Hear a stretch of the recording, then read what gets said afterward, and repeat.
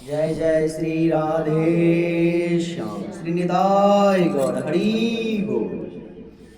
हे कृष्ण करुणा सिंधु दीन बंधु जगतपते गोपेश गोपिकांते राधा कांते नमस्तुते। तप्ते कांचन गौरांगी राधे वृंदावनेश्वरी विश्वानुसुते देवी तुम नमामि कृष्ण प्रिय। जय श्री कृष्ण चैतन्य महाप्रभु नित्यानंद श्री अद्वैत गदाधर श्रीवासादि गौड़ भक्तवृंद। हरे कृष्ण कृष्ण कृष्ण हरे हरे हरे राम राम राम हरे हरे।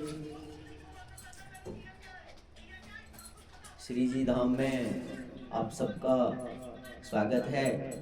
आज कथा के तृतीय दिवस में हम लोग प्रवेश कर चुके हैं।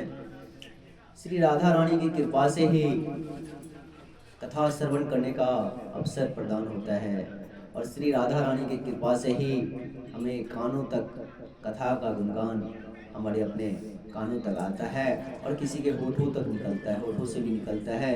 वो राधा रानी का ही परम कृपा है। हित्वा तया सरचेता गृहापत्या सुहृक्षिर्या तम्मो विशन्त्य निक्षन्तो वासुदेव पराङ्मुखा। आजकल हम आप जो भी पशु पक्षी देख रहे हैं, जितने पक्षी हैं, छोटे छोटे जीव हैं, जंतु हैं, जानवर है, उन्होंने अपने पूर्व जन्म में कहीं ना कहीं जरूर कुछ ना कुछ बुरे कर्म किए हैं। उसी का सजा आज उनको मिल रहा है। पक्षी बन करके, सर्प बन करके, छोटे जानवर बन करके, बड़े जानवर बन के अपने बुरे कर्मों का ही उनको सजा मिल रहा है।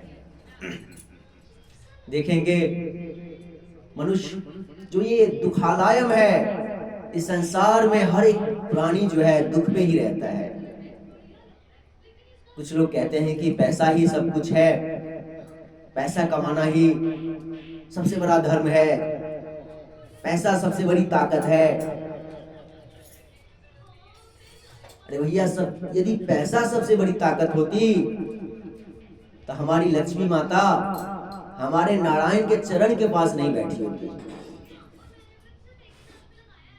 तो आपको लगता है कुछ क्षण के लिए पैसा जो है आपको काम आ जाता है, लेकिन भक्ति जो है, भगवान कृष्ण की जो हरि कीर्तन है, श्रीमद् भागवत कथा का जो कथा श्रवण है, यही सबसे बड़ा अनमोल चीज है,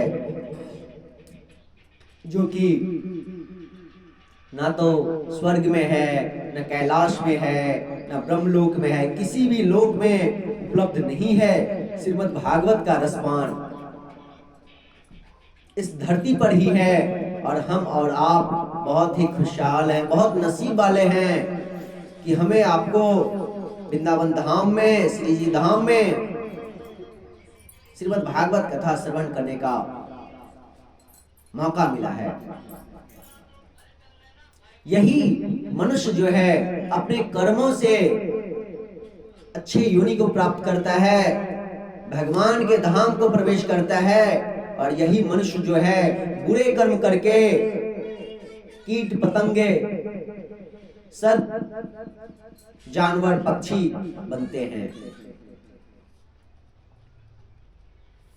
जो भी कोई इस संसार में भगवान श्री कृष्ण से विमुख है, समझिए उनका बुरा कर्म ही है। इस संसार में भगवान कृष्ण के सेवा के सिवा कोई भी कर्म नहीं है, सिर्फ एक परिश्रम है। सब व्यर्थ है। और यदि आप भगवान कृष्ण के लिए सेवा कर रहे हैं, कृष्ण के लिए कोई परिश्रम कर रहे हैं, तो समझिए वही और वही आपके सार्थक है। कितना भी पैसे कमाने की होड़ में लग जाओ, दिल्ली मुंबई दौड़ो, सुबह से शाम तक पैसे कमाने की होड़ में लगे रहो, परिवार छोड़ करके, अपने माता पिता को छोड़ करके,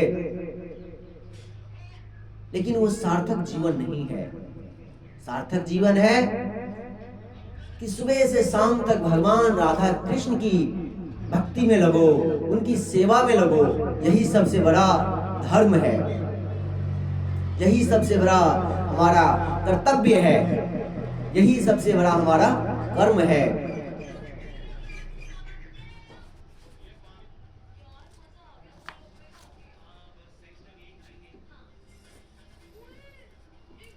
आज विदुर जी मैत्रेय जी से पूछते हैं, हे मैत्रेय जी, मुझे बताइए, मनुष्य जो है सुखाय कर्माणि करोति लोको न तः सुखम वान्य दुपारम। मनुष्य जो है सुख की कामना करता है, लेकिन सुख की कामना के लिए उन्हें दुख भोगना पड़ता है। मनुष्य सुख चाहते हैं, हमें धन दौलत सब मिले, सुखी मिले, खुशी मिले, लेकिन उस खुशी की तलाश में और उन्हें क्या मिलता है? दुख मिलता है।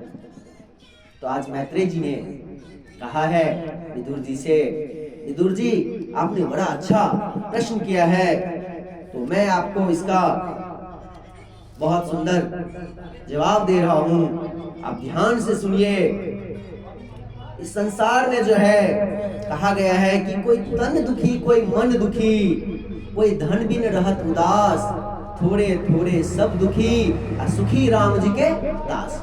इस संसार में भगवान राम, भगवान कृष्ण जी के दास के सिवा कोई भी खुश नहीं है।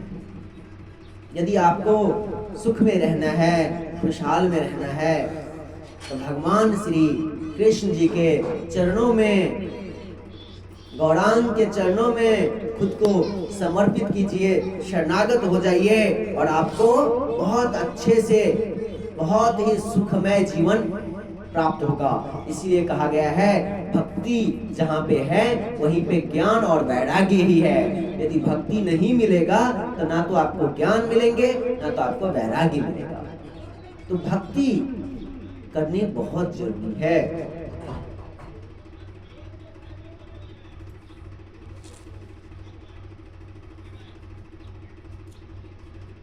बहुत सुंदर एक दृष्टांत है।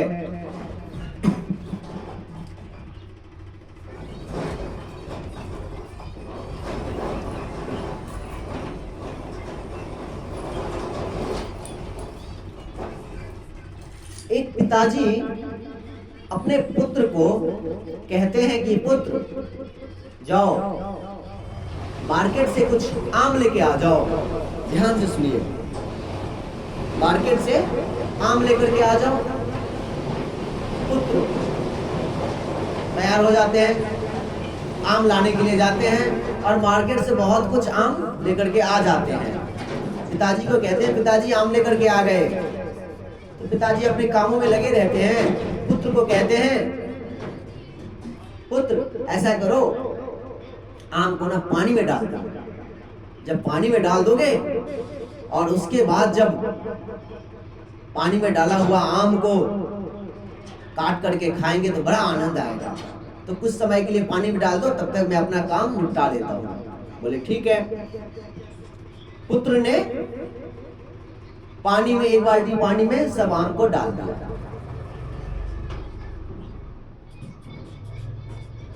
अब कुछ समय के बाद पिताजी अपना काम संपन्न करके बाहर निकलते हैं। कहते हैं, पुत्र आम ले आओ और एक चाकू भी ले आना, फिर साथ में काट करके अच्छे से खाएंगे। पुत्र ने वो बाल्टी लाके दे दिया और चाकू लाने गए। चाकू जब लाते हैं तो बाल्टी में पिताजी हाथ डालते हैं कि आम निकालूं, तो बाल्टी में क्या है? पूरा मिट्टी की मिट्टी भरा हुआ है। पुत्र को कहते हैं कि इसमें तो आम है ही नहीं, इसमें तो सब मिट्टी है, आम क्या हुआ? बोला पिताजी आम जो भी था मैंने इसी बाल्टी में डाला था। बोले चलो उस दुकान पे।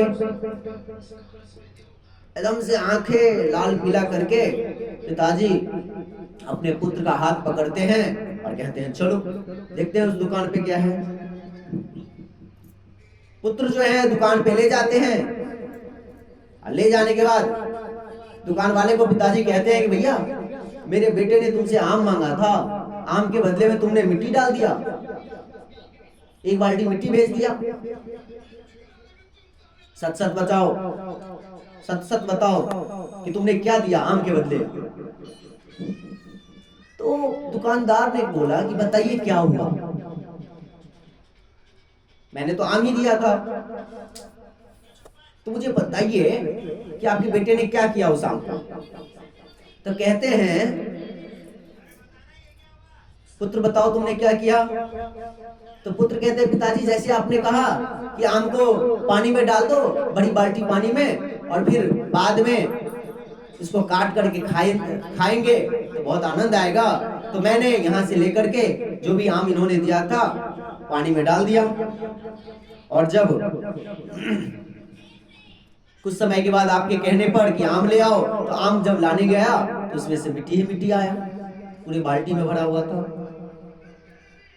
तो दुकानदार कहते हैं भैया इसमें हमारी कुछ गलती नहीं है, गलती आपकी और आपके बेटे की है। तो पिताजी जो थे और आग बबूला हो गए और उनकी आंखें लाल पीला होने लगा कि भैया गलती हमारी है, आम तुमने दिया, आम के बदले में मिट्टी दे दिया और हमें कह रहे हो। तो दुकानदार कहते हैं कि ये आप देखिए कौन सा दुकान है हमारा, किस चीज का दुकान है। ये जो है आपके बेटे ने आम मांगा तो मैंने आम दिया, लेकिन ये तो हमको नहीं बताया आपका बेटा ने कि खाने वाला आम चाहिए।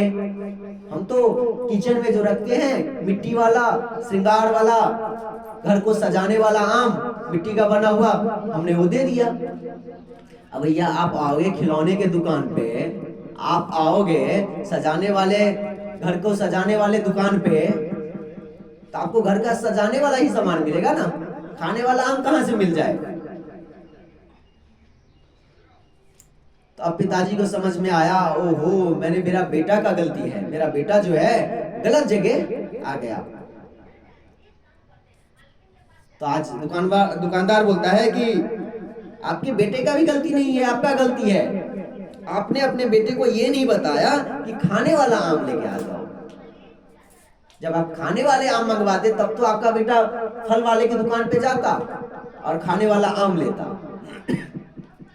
तो कहने का है ये संसार जो है ना दुखालयम अशाश्वत, दुखालयम है ये संसार, दुखालयम है, दुखों से भरा हुआ है। और हमारे और आपके जैसे मनुष्य क्या करते हैं, सुखाय कर्माणि करोति, यानी सुख की कामना में लग जाते हैं, सुख की खोज में लग जाते हैं कि हमें कहीं सुख मिल जाए। अरे भैया सुख कहाँ मिलेगा। आप इस संसार में, दुखी संसार में, दुखालय में आएंगे और सुख खोजेंगे, कैसे मिलेगा। तो वही है कि जैसे उस बालक फल वाले की दुकान पे नहीं जा करके आम के दुकान पे, सजाने वाले आम के दुकान पे गया तो मिट्टी का आम मिला, वैसे ही हमारे आपके लाइफ में है। ये दुखालय में हम सुख की कामना करते हैं, तो सुख की कामना छोड़िए। अब भगवान हमारे गौरांग निताय गौर श्री कृष्णचंद्र के चरणों में खुद को समर्पित कीजिए, शरणागत होइए और आनंद प्राप्ति कीजिए।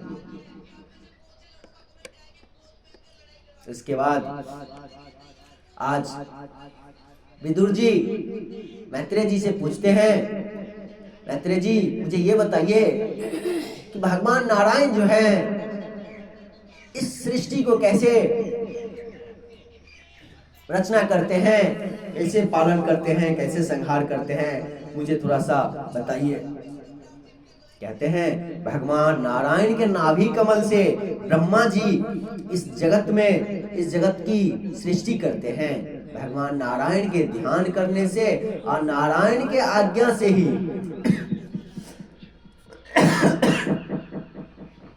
नारायण के आज्ञा से ही ब्रह्मा जी इस सृष्टि को विस्तार करते हैं। तो सर्वप्रथम उन्होंने अज्ञान की 5 वृत्तियां तम, मोह, महामोह, तामिश और अंध्र तामिश से उत्पन्न हुई, जिन्हें अविद्या, अस्मिता, राग, द्वेष और अभिनिवेश भी कहते हैं।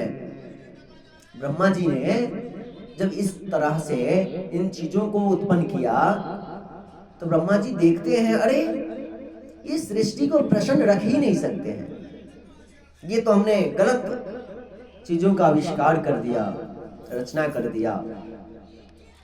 तो फिर से नारायण का चिंतन करने लगे और नारायण का चिंतन जब करने लगे तो इस बार सनक, सनंदन, सनातन और सनत कुमार जैसे 4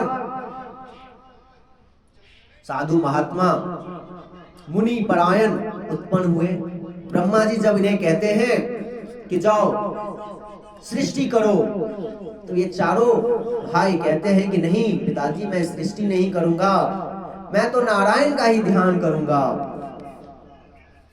तो ब्रह्मा जी को उसी समय में क्रोध आ जाता है, और जब क्रोध आता है तो क्रोध रोकने की प्रयास करते हैं, और जब क्रोध को रोकने की प्रयास करते हैं तो उनके दोनों भौं के बीच से, भ्रिकुटी से, मध्य से एक नील लोहित बालक जो है उत्पन्न हो जाता है और रोने लगता है।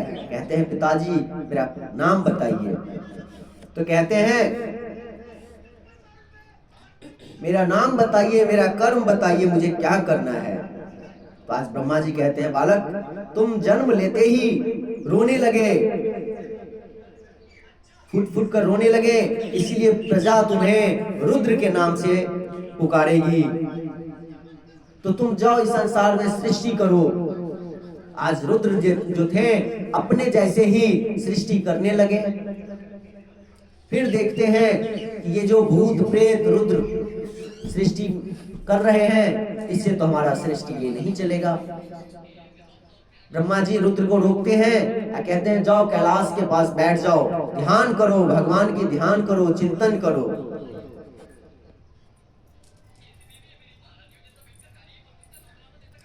फिर आगे देखा कि ब्रह्मा जी सोच रहे थे कि किस प्रकार से सृष्टि किया जाए। फिर से भगवान का ध्यान करते हैं, और भगवान का ध्यान करते ही समस्त प्राणियों को सुख पहुंचाने वाला श्री नारायण हरि प्रकट होते हैं, और प्रकट होकर के फिर उन्हें आशीर्वाद देते हैं। और इस आशीर्वाद से उन्हें 10 पुत्र, 10 मानस पुत्र होता है, जो कि 9 पुत्र हैं, और एक नारद जी मानस पुत्रों को उत्पन्न किया है। और अपनी छाया से कर्दम जी को उन्होंने प्रकट किया है। ब्रह्मा जी ने मरीचि, अत्रि, अंगिरा, पुलस्थ, पुलह, क्रतु, वशिष्ठ, दक्ष और नारद, इन 10 मानस पुत्रों को प्रकट करते हैं। उसके बाद अपनी छाया से कर्दम जी को प्रकट करते हैं, और कर्दम जी को कहते हैं कि जाओ सृष्टि करो, सृष्टि की रचना करो। तो कर्दम जी भगवान के ध्यान में चले जाते हैं, और जब भगवान के ध्यान में चले गए, सबके सब ये लोग भगवान के ध्यान में लग जाते हैं। तब ब्रह्मा जी को होता है कि हमें कुछ और करना पड़ेगा। फिर से नारायण को ध्यान करते हैं, और नारायण को ध्यान करके नारायण कहते हैं कि तुम एक बार और कोशिश करो, एक बार और तुम्हें मौका मिलेगा, एक बार और ट्राई करो। तो आज ब्रह्मा जी के दाहिने अंग से मनु और बाएं अंग से शतरूपा जी प्रकट होती है। दोनों को कहते हैं कि तुम सृष्टि करो। दोनों सृष्टि करते हैं, और आज मनु शतरूपा जी को 3 पुत्री और 2 पुत्र उत्पन्न होता है, जिसमें बड़ी बेटी आकृति, देवहूति और प्रसूति, और 2 पुत्र हैं। उसमें से एक पुत्र है प्रियव्रत और दूसरा पुत्र है उत्तानपाद। इधर कर्दम जी जो भगवान के ध्यान में लग गए, तो भगवान के ध्यान में लगते हैं तो आज भगवान नारायण प्रकट होते हैं और कहते हैं वत्स मांगो, मैं तुम्हारे तपस्या से, तुम्हारे तप से, तुम्हारे भजन से मैं खुश हूं, मांगो क्या चाहिए। तो कहते हैं मुझे मेरे मुताबिक ही मुझे पत्नी मिले।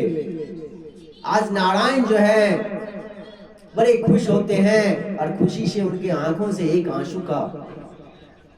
आंसू गिर जाता है धरती पर, और जो आंसू गिरता है वही बिंदु सरोवर कहलाता है। नारायण कहते हैं कि हम तुम्हारी मनोकामना पहले से जानते हैं, तुम चिंता न करो। आज से तीसरे दिन मनु स्वयं अपनी बेटी को लेकर के तुम्हारे पास आएंगे, देवहूति को, और तुम्हारे साथ विवाह रचाएंगे। आज ऐसा ही हुआ। 3 दिन के बाद मनु स्वयं देवहूति को लेकर के आते हैं कर्दम जी के पास, और कर्दम जी और देवहूति का विवाह होता है। और नारायण जो है कर्दम जी को कहते हैं तुम्हें 9 पुत्री होगा, और अंतिम में मैं खुद तुम्हें तुम्हारे पुत्र के रूप में अवतार लूंगा। तो आज कर्दम जी का देवहूति का विवाह होता है। बहुत सुंदर से आशीर्वाद, माता पिता का आशीर्वाद प्राप्त करते हैं मनु और शत्रुपाक जी का। देवहूति जो थी बहुत सुंदर से कई हजार वर्षों तक कर्दम जी का सेवा करती रही। सेवा करते करते जब कर्दम जी प्रसन्न हो गए तो कहती है कि आपने बहुत अच्छे से बड़े निष्काम भक्ति, निष्काम सेवा किया है, आप बताओ आपको क्या चाहिए। आज देवहूति कहती है कि हे पतिदेव, कोई भी स्त्री अपने पति से क्या मांगेगी, मुझे संतान चाहिए। देवहूति पति की सेवा इतनी अच्छे से कर रही थी कि पूरे शरीर को ख्याल करना भूल गई। मैला मैला फैल गया, पूरा मैला साड़ी हो गया, बालों में जटा हो गया, वो भूल गई अपना श्रृंगार, अपने शरीरों का ख्याल करना भूल गई। कर्दम जी जब उनको देखते हैं, कर्दम जी को पता चल गया कि इनके अंदर बहुत ही मन में मलिनता आ गया है कि मैं अच्छी नहीं दिख रही हूँ, मैं अपने पति के पास कैसे जाऊं। तो आज कर्दम जी देवहूति को कहते हैं कि जाओ इस बिंदु सरोवर में स्नान करो, डुबकी लगाओ। जो ही इस देवहूति जी इस बिंदु सरोवर में डुबकी लगाती है तो सौंदर्यवती बन जाती है, और उनके साथ हजारों दासियां उत्पन्न हो जाती है। फिर कर्दम जी विमान मंगाते हैं और विमान पर कई हजार वर्षों तक एक साथ रहते हैं, जिससे उन्हें 9 पुत्री प्राप्ति होती है। 9 पुत्री का प्राप्ति होने के बाद आज कर्दम जी देवहूति को कहते हैं कि अब मुझे तुम संन्यास के लिए आदेश दो, संन्यास जाने के लिए, संन्यास ग्रहण करने के लिए। देवहूति कहती है हे पतिदेव, हे स्वामी, आप तो जानते ही हैं आपके 9 पुत्री हैं, इन 9 पुत्री को विवाह का कुछ जुगाड़ कीजिए, और आपके जाने के बाद और ये पुत्रियों को विवाह होने के बाद मेरा ख्याल कौन करे, उसके बारे में सोचिए और फिर आप जा सकते हैं। तो आज ब्रह्मा जी के जो 9 मानस पुत्र हैं, 10 मानस पुत्रों में नारद जी को छोड़ करके बाकी के सब 9 को लेकर के आते हैं और 9 कर्दम जी के 9 पुत्रियों के साथ विवाह करते हैं।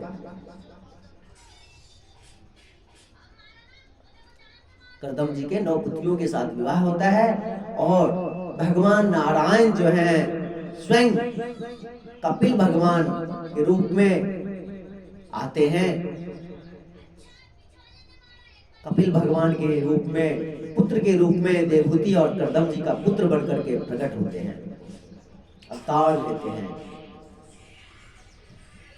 उसके बाद कर्दम जी कहते हैं देवहूति, अब तो तुम्हारा समस्या हल हो गया है, समाधान हो गया है।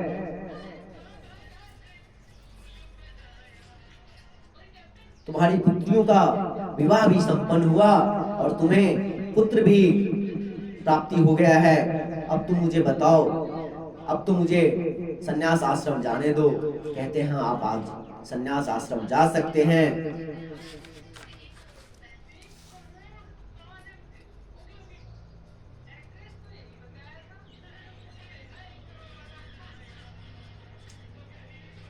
आज कर्दम जी संन्यास आश्रम स्वीकार करते हैं और देवहूति माता जो है एक दिन अपने पुत्र कपिल देव जी के पास आती है और कहती है, हे प्रभु मुझे बताइए,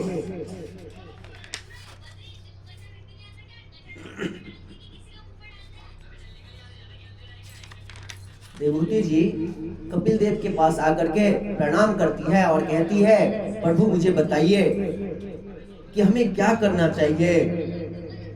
हमारा मन जो है इंद्रियों की विषय की लालसा को पूर्ण करते करते थक चुका है। अब मैं क्या करूं? मैं अज्ञान अंधकार में पड़ी हुई हूं। इसलिए आप मुझे प्रकृति और पुरुष के विवेक के लिए मैं आपकी शरण में आई हूं। मैं आपको प्रणाम करती हूं। प्रभु इसका उपाय बताइए, किस प्रकार मैं इससे मुक्त हो सकती हूं। माता देवहूति ने जब इस प्रकार प्रश्न पूछने पर कपिल भगवान ने कहा, माताजी सुख और दुख की अत्यंतिक निर्वृत्ति का एकमात्र साधन है आध्यात्मिक योग। माताजी यह चित्त ही बंधन और मोक्ष का एकमात्र कारण है।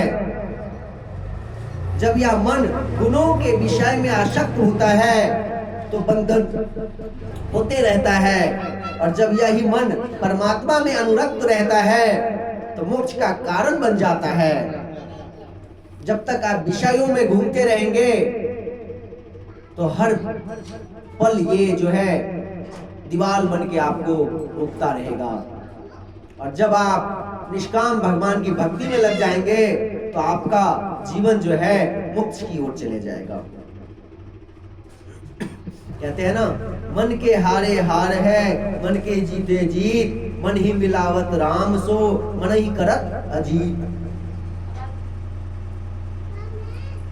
कपिल देव कहते हैं, माताजी हर वक्त हर समय संतों का दर्शन करें, संतों के साथ सत्संग करें। जीवन का सबसे बड़ा उत्तम साधना यही है। आप जितनी संतों के साथ सत्संग करेंगे आपका जीवन उतना ही धन्य होगा।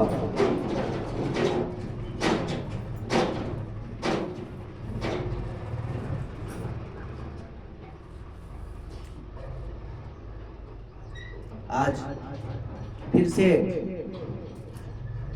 माता देवहूति प्रश्न पूछती है कि प्रभु मेरे जैसे अबले स्त्री के लिए किस प्रकार की भक्ति उचित है, जिसको करने में मैं सफल हो सकूं, वो मुझे बताइए। तो कपिल भगवान कहते हैं, माताजी मेरी निष्काम भक्ति ही मनुष्यों के लिए भक्ति और मुक्ति के लिए सर्वश्रेष्ठ है।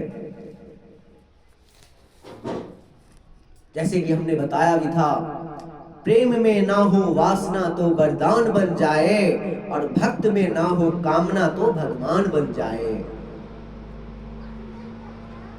लेकिन आज के संसार में तो प्रेम जो है एक वासना है, और भक्ति भी कैसी होती है कि भैया हे भगवान मेरा ये काम हो जाए, 1.25 किलो लड्डू चढ़ा दूं, 2 किलो मिठाई चढ़ा दूं। इसी प्रकार की भक्ति होती है। निष्काम भक्ति तो होना बंद हो गया है।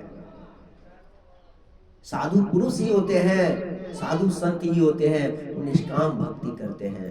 तो इसीलिए हमें साधु सत्संग करना चाहिए, निष्काम भक्ति सीखनी चाहिए, और निष्काम भक्ति से ही हम अपना जीवन जो है उद्धार कर पाएंगे। बाकी उससे ज्यादा और कुछ नहीं है।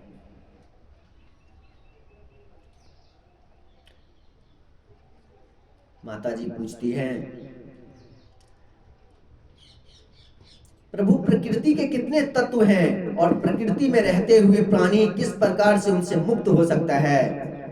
जब माता देवहूति इस प्रकार से प्रश्न पूछती है तो कपिल भगवान जो हैं कहते हैं, माता जी पृथ्वी जल तेज वायु आकाश यह पंच महाभूत है। शब्द स्पर्श रूप रस गंध ये 5 तन्मात्राएं हैं। मन बुद्धि चित्त और अहंकार ये 4 अंतःकरण हैं, और 10 इंद्रियां ये 24 प्रकृति के तत्व हैं।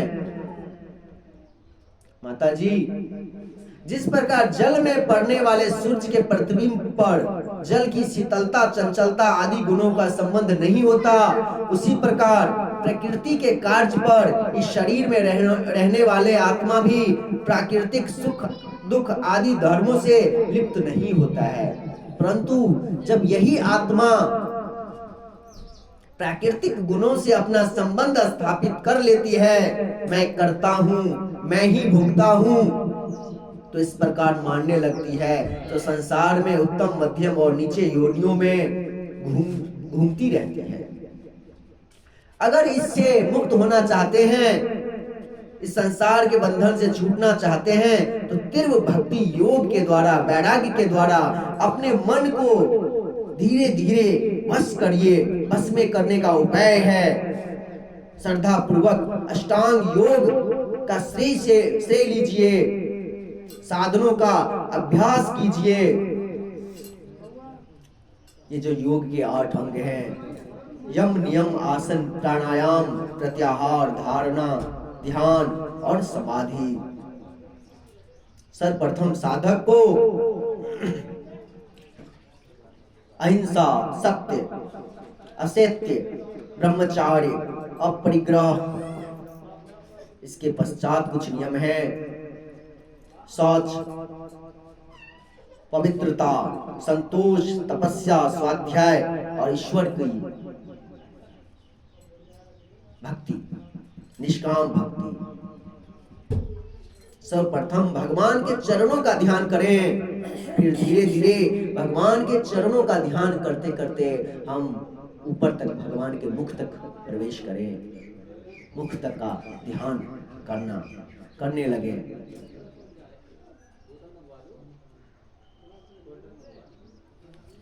आज देवहूति माता पूछती है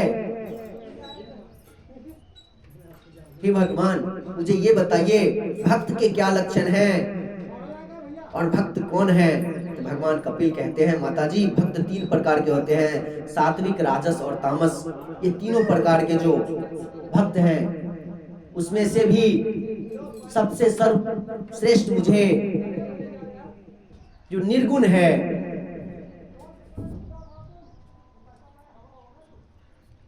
वो भक्त मुझे बहुत ही प्रिय है।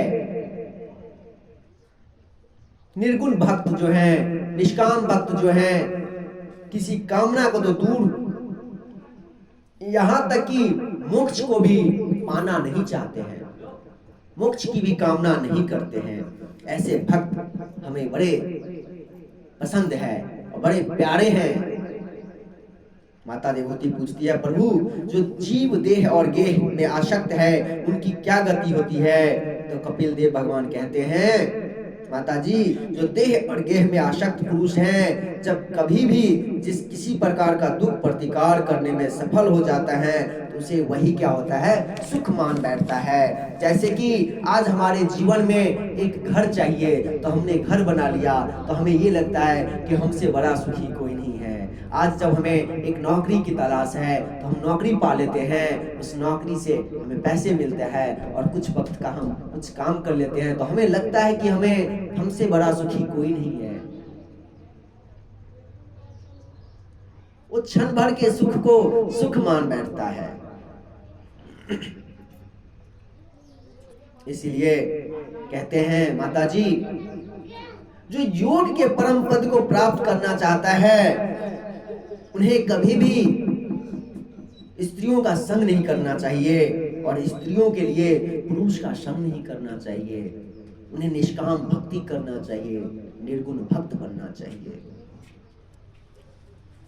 इसके बाद ये उपदेश दे करके कपिल देव भगवान जो हैं आज गंगा सागर की तरफ चले जाते हैं और माता देवहूति जो हैं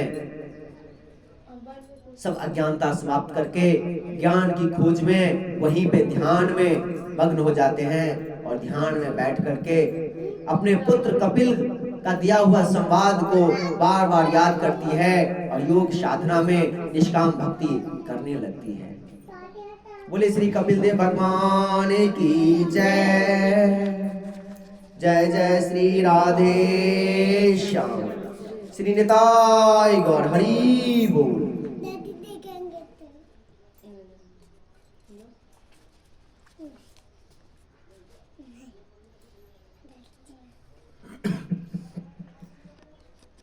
कहते हैं मनुष्य जो है सुख की कामना में लग जाते हैं, सुख सुख खोजते रहते हैं। तो दक्ष नंदिनी जो है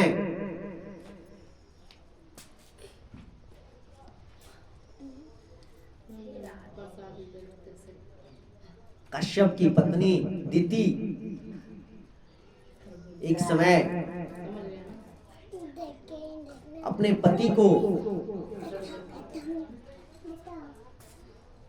अपने पति से कहती है, मन को व्याकुल बेचैन करके अपने पति का हाथ पकड़ लेती है। संध्या काल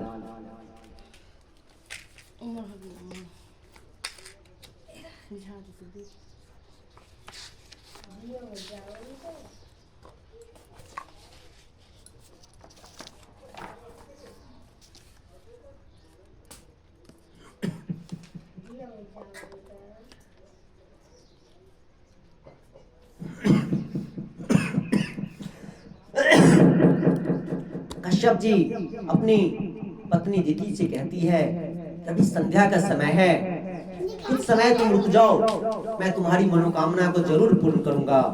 लेकिन दिति इतनी उग्र रहती है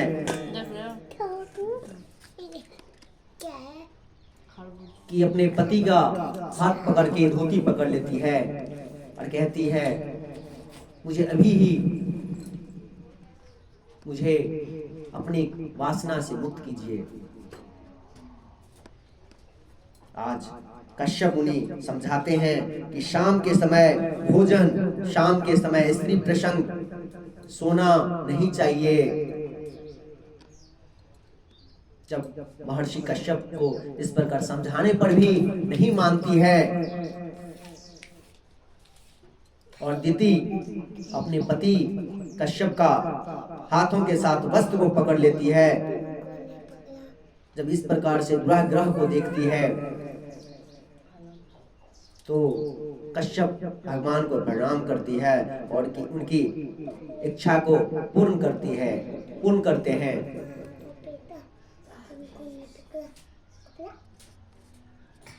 जब 2 पल का वासना दिति को समाप्त होता है तो उन्हें लगता है कि मैंने आज बहुत ही बड़ा गलत काम किया है। अपने पति को जिद करके संध्या काल जो भोलेनाथ का समय होता है, भोलेनाथ अपने दूतों के साथ घर घर घूमते हैं। तो दिति अपने पति के पास जाती है और पति से प्रार्थना करने लगती है कि हे पतिदेव, मेरे से बहुत ही बड़ा अपराध हो गया है, ये अपराध मैं कैसे मुझे माफी मिले, मुझे ये बताइए। तो कश्यप जी कहते हैं, तुमने गलती किया और गलती के साथ तुम्हें अफसोस हो रहा है, तो इसका निवारण है। तुम जो गर्भ से हो, ये गर्भ से तो 2 राक्षस ही उत्पन्न होंगे, लेकिन तुम्हारे ही कुल में भगवान नारायण के परम भक्त होगा, जिससे तुम्हारा सबका कल्याण हो जाएगा। आज दिति जो है अपने गर्भ को 100 वर्षों तक धारण करती रहती है। उनके गर्भ में जो 2 पुत्र हैं, हिरण्याक्ष और हिरण्यकश्यपु, उसको धारण किए रहते हैं, क्योंकि उनको मालूम है कि जब भी मैं इस दोनों को जन्म दूंगी तो ये दोनों बहुत बड़े राक्षस हैं, बहुत बड़े असुर हैं, तो इस धरती को उताल पटाल करेंगे। तो आज दिति 100 वर्षों तक गर्भ में रखती है। उसके बाद कपिल देव के कहने पर, कश्यप जी के कहने पे, जब दोनों पुत्रों को जन्म देती है तो दोनों पुत्र जो हैं क्षण ही क्षण में पृथ्वी से स्वर्ग को छूने तक का उनकी शरीर का आकृति बढ़ जाता है। एक है हिरण्याक्ष, एक है हिरण्यकश्यपु। हिरण्यकश्यपु बड़ा भाई है, हिरण्याक्ष छोटा है। तो हिरण्याक्ष जो है अपने बड़े भाई को खुशी करने के लिए, अपने भाई को खुश करने के लिए स्वर्ग पर सब देवताओं पर विजय प्राप्त करता है। और उसके बाद वरुण देवता के पास जाते हैं। वरुण देवता के पास जब जाते हैं तो वरुण देवता से कहते हैं, ए वरुण देव, तुम लड़ना भिड़ना जानते हो तो हमें बताओ।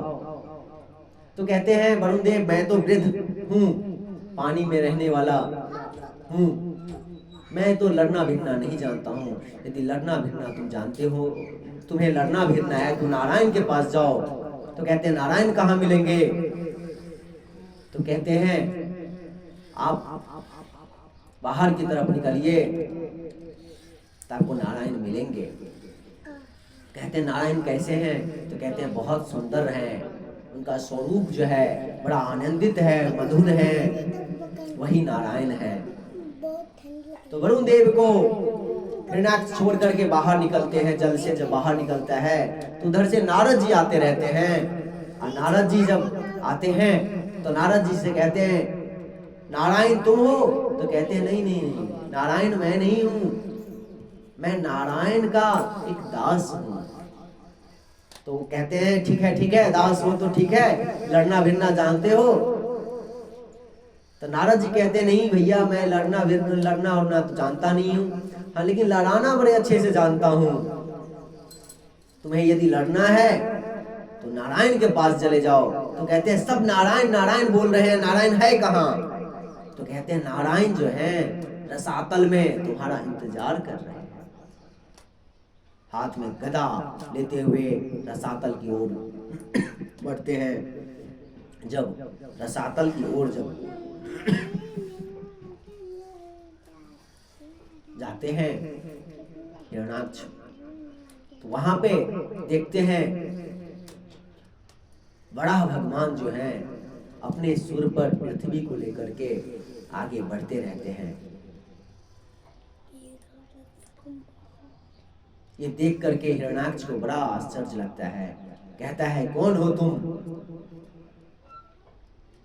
ये पृथ्वी को कहाँ ले जा रहे हो? ये पृथ्वी को ले जाने से पहले मुझसे लड़ना भिड़ना पड़ेगा। आज हिरण्याक्ष जो है बड़ा भगवान से युद्ध करता है, मल युद्ध करता है, गदा युद्ध करता है। भगवान जो है उनके साथ लीला करते रहते हैं। आज ब्रह्मा जी सब देवताएं प्रकट हो जाते हैं और कहते हैं हे भगवान, मुझे आप पर पूर्ण विश्वास है कि इस हिरण्याक्ष को अब जरूर मौत की घाट उतारेंगे, लेकिन हम आपसे प्रार्थना करते हैं कि हम लोग डर रहे हैं कि संध्या बेला का समय आ रहा है, असुर बेला का समय आ रहा है। तो आपसे निवेदन है कि असुर बेला होने से पहले ही इस असुर को आप इसके जगह तक पहुंचा दीजिए जहां इसका जाना तय है आज। तो कहते हैं ठीक है। बड़ा भगवान जो है एक मुष्टक प्रहार करते हैं और एक ही मुष्टक में आज हिरण्याक्ष को मौत की घाट उतार देते हैं, मुंह से खून निकलने लगता है, आंख जो बड़े बड़े आंख थे सब निकल गया, उसका वही प्राणांत हो गया। बोलिए बड़ा भगवान की जय। बड़ा भगवान धरती को लेकर के आते हैं, और जब धरती को लेकर के आते हैं तो धरती मैया को मन में होता है कि देखो आज भगवान को भी मेरी जरूरत पड़ गई है। धरती माता को थोड़े से मन में घमंड हो जाता है। भगवान नारायण तो सबके मन की बात को जानते हैं, तो आज नारायण क्या करते हैं, बड़ा भगवान क्या करते हैं, धरती को लेकर के यही जो वृंदावन है, बड़ा घाट है, वहां पर प्रकट होते हैं। जब वहां पे प्रकट होते हैं तो देखते हैं कि वृंदावन धाम बहुत सुंदर से बसा हुआ है, बड़ा आनंदित है, सुगंधित है, पेड़ पौधे वृक्ष लगा हुआ है। तो धरती माता पूछती है, प्रभु संसार तो मेरे धरती मेरे ऊपर ही बसने वाला है, लेकिन ये पहले से क्या कौन सा बसा हुआ टापू है? तो कहते हैं बड़ा भगवान ये कोई टापू नहीं है, ये मेरा घर है, वृंदावन धाम मेरा हृदय है, मेरा अपना घर है, मैं यहीं पे वास करता हूँ। तो वही आज वृंदावन धाम में, श्री जी धाम में हम आप कथा सुन रहे हैं भगवान का, कितना आनंद की बात है।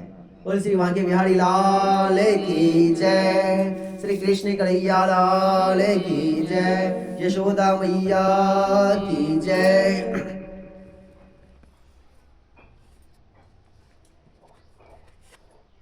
हम लोग चतुर्थ स्कंद में प्रवेश कर रहे हैं। चतुर्थ स्कंद जो है उसे विसर्ग कहा गया है। ब्रह्मा जी से लेकर के चराचर जगत की जो स्थूल सृष्टि है वही विसर्ग कहलाता है। चतुर्थ स्कंद में 31 अध्याय में 4 पुरुषार्थों का वर्णन किया गया है। दक्ष प्रजापति के चरित्र के माध्यम से मध्यम धर्म पुरुष का, ध्रुव चरित्र के माध्यम से अर्थ पुरुष का, और काम पुरुष के रूप में पृथु महाराज का, और मोक्ष पुरुषार्थ के रूप में पुरंजन उपाख्यान का वर्णन किया गया है। मैत्रेय जी कहते हैं, विदुर जी, स्वयंभव मनु और महारानी शत्रुपा की आकृति, देवहूति और प्रसूति नामक 3 कन्याएं हुई, जिसमें आकृति का विवाह जो था रुचि नामक प्रजापति से हुआ, जिससे यज्ञ नारायण भगवान का जन्म हुआ। बोले यज्ञ नारायण भगवान की जय। और यज्ञ नारायण भगवान का विवाह जो हुआ दक्षिणा देवी से हुआ। इसीलिए कहा गया है कोई भी यज्ञ करेंगे तो जब तक दक्षिणा नहीं देंगे तब तक पूर्ण नहीं होता है। इसीलिए यज्ञ में ब्राह्मणों को भरपूर मात्रा से दक्षिणा देना चाहिए। यज्ञ भगवान से तोष, प्रतोष, संतोष, भद्र, शांति, बृहस्पति आदि 12 पुत्र हुए हैं। ब्रह्मा जी के जो मानस पुत्र हैं अत्रि, उनका विवाह अनसुईया से हुआ है। ब्रह्मा जी ने जब इन्हें संतान उत्पन्न करने के लिए कहा है, आदेश दिया है, तो ये ऋक्ष नामक पर्वत पर तपस्या करने के लिए बैठ गए। और जब तपस्या कर रहे हैं तो भगवान ब्रह्मा, विष्णु, महेश तीनों प्रकट हो जाते हैं और कहते हैं तुमने हमारी तपस्या किया तो हम प्रकट हो गए, मांगो क्या मांगते हो। तो कहते हैं हम तो एक भगवान का ध्यान किया था जो इस सृष्टि के कर्ता धर्ता है, तो आप तीनों प्रकट हो गए कैसे। तो कहते हैं ये ब्रह्मा जी सृष्टि की रचना करते हैं, मैं विष्णु सृष्टि का पालन करता हूँ और ये शंकर सृष्टि का संहार करते हैं। तो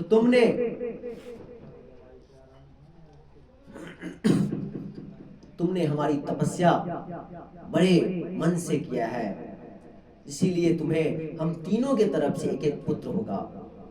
तो आज नारायण के अंश से उन्हें योग वेता दत्तात्रेय जी का, और भगवान शंकर के अंश से दुर्वासा ऋषि का, और ब्रह्मा जी के अंश से चंद्रमा, ये तीनों पुत्र के रूप में उन्हें आते हैं। और उसके बाद मनु का तीसरी जो बेटी है देवहूति का तो हमने कथा सुन लिया कर्दम जी के साथ। आकृति का भी कथा हमने रुचि प्रजापति के साथ सुन लिया। अब जो तीसरी पुत्री है परसुति, इनका विवाह जो है दक्ष से, ब्रह्मा जी के पुत्र दक्ष से होता है। तो ब्रह्मा जी के पुत्र दक्ष से प्रसूति का विवाह होता है और जिससे 16 कन्याएं होती हैं, जिसमें 13 का विवाह धर्म से, एक का विवाह अग्नि से, एक का विवाह पितर से और सबसे छोटी जो बेटी थी सती का विवाह भगवान शंकर से हुआ। धर्म की पत्नी मूर्ति देवी से नर नारायण भगवान का जन्म हुआ है। बोलिए नर नारायण भगवान की जय।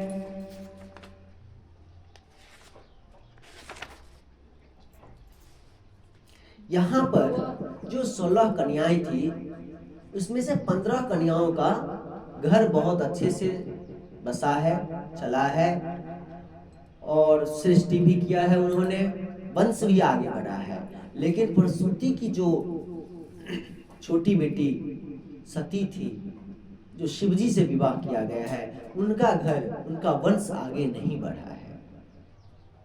तो आज विदुर जी पूछते हैं मुनिवर, भगवान शंकर तो शीलवान हैं, बड़े सुंदर स्वरूप के हैं, बड़े गुणवान हैं, फिर उनका वंश आगे क्यों नहीं बढ़ा है? तो मैत्रेय जी कहते हैं एक समय की बात है, ब्रह्मा जी ने दक्ष को प्रजापति बना दिया, सब राजाओं महाराजों में हेड प्रमुख बना दिया। ये जो है ना पद प्रतिष्ठा मान पैसा धन दौलत, इससे क्या होता है तो घमंड हो जाता है, गर्व हो जाता है। इसीलिए साधु महात्मा इन चीजों से दूर रहते हैं। मान सम्मान प्रतिष्ठा पद पैसा से बहुत दूर रहते हैं, कहीं इसमें मोह न हो जाए।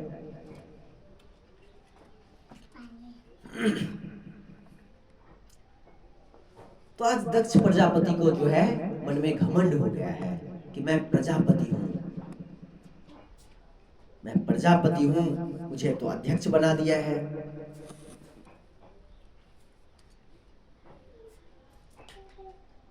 इस संसार में कोई भी ऐसा व्यक्ति है ही नहीं जिसे पैसों का घमंड ना हो, पद का घमंड ना हुआ हो।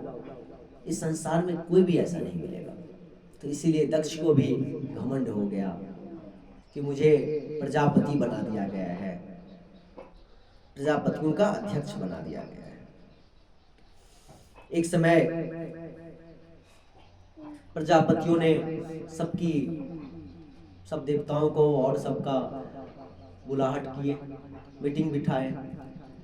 उस मीटिंग में बैठे सब कोई, ब्रह्मा विष्णु महेश जो बैठे थे शामिल थे। दक्ष आते हैं तो जितने भी देवता थे, जितने भी राजा महाराजा थे, सब खड़े हो जाते हैं, लेकिन ब्रह्मा विष्णु महेश खड़े नहीं होते हैं। ब्रह्मा विष्णु महेश जो खड़े नहीं होते हैं तो दक्ष प्रजापति समझता है कि नारायण जो है वो तो नारायण है, वो नहीं खड़े होंगे तो कोई बात नहीं है।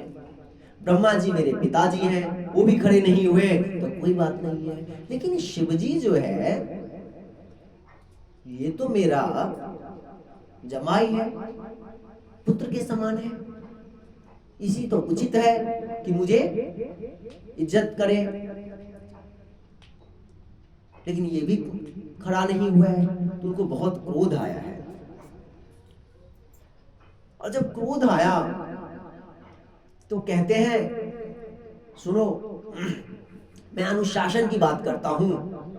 ब्रह्मा जी मेरे पुत्र हैं, नारायण स्वयं नारायण हैं, लेकिन ये जो शिव है ये पूरे का पूरे अशिव है, अमंगल है। सिर्फ इसका नाम ही शिव है लेकिन ये है अमंगल।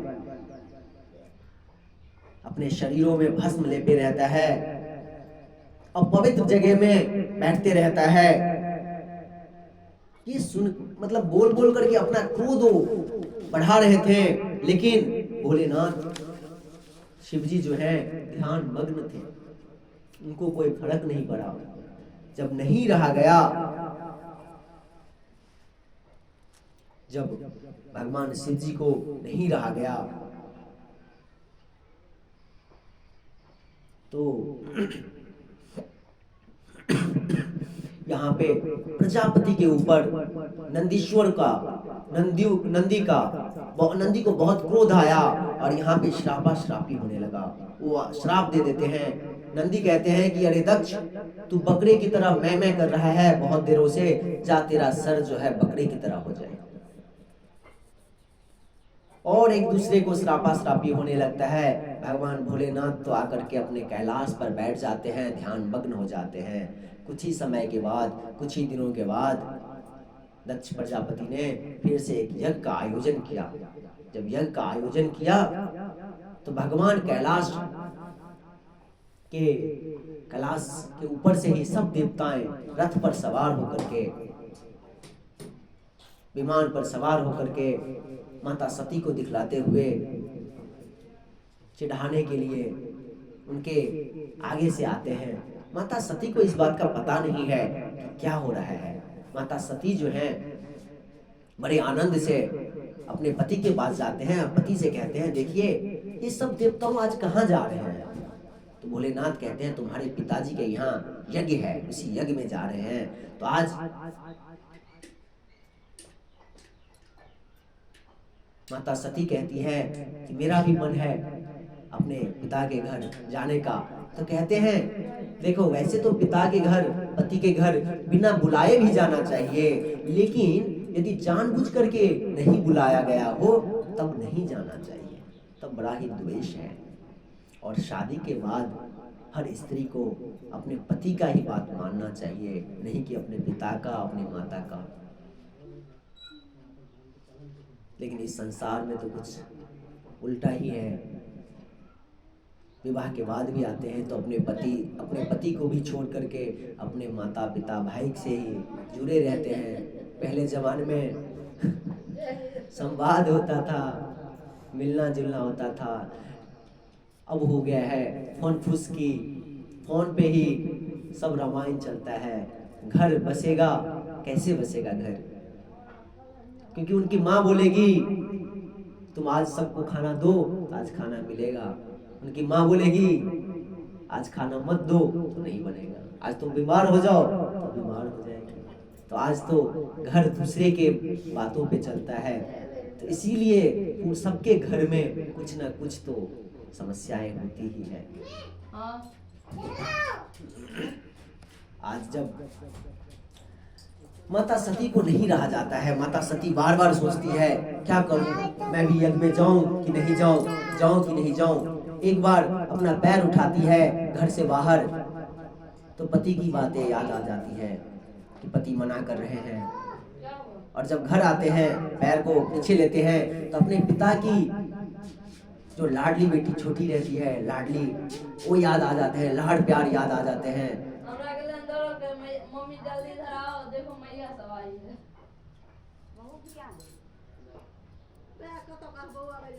रे ओई काम चल गेल छलिया, फेर ई ले ध्यान देलिए, ओई कहत के लिए डर करिए एक बार ओतना से पहले खेते कॉफी जा जाओ। आवे ई केना पहचान गेला, देखने चल हां साइड में पहचान थे नहीं, ई छे सबके दादा। हमरा डर कहले मम्मी जल्दी बाहर आओ, देखो मैया सब आई है। फिर भी गेट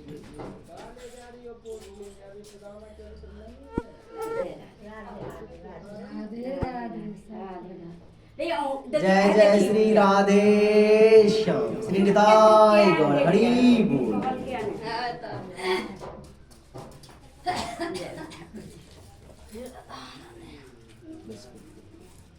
गीत रूंदा भी चाहिए, धूप हो गया कहीं। ये सुनली बेटा, गेट सता दियो ना, धूप आ गई है।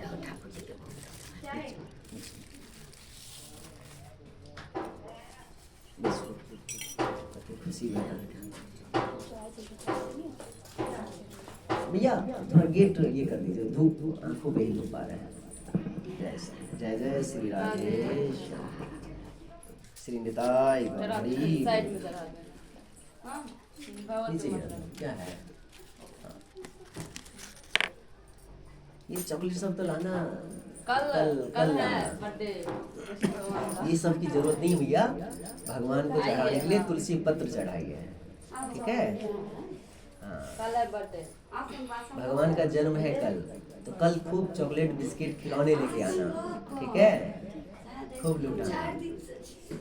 राधे राधे, बढ़िया है। आइए, बहुत बहुत स्वागत है श्री जी धाम में आप सबका।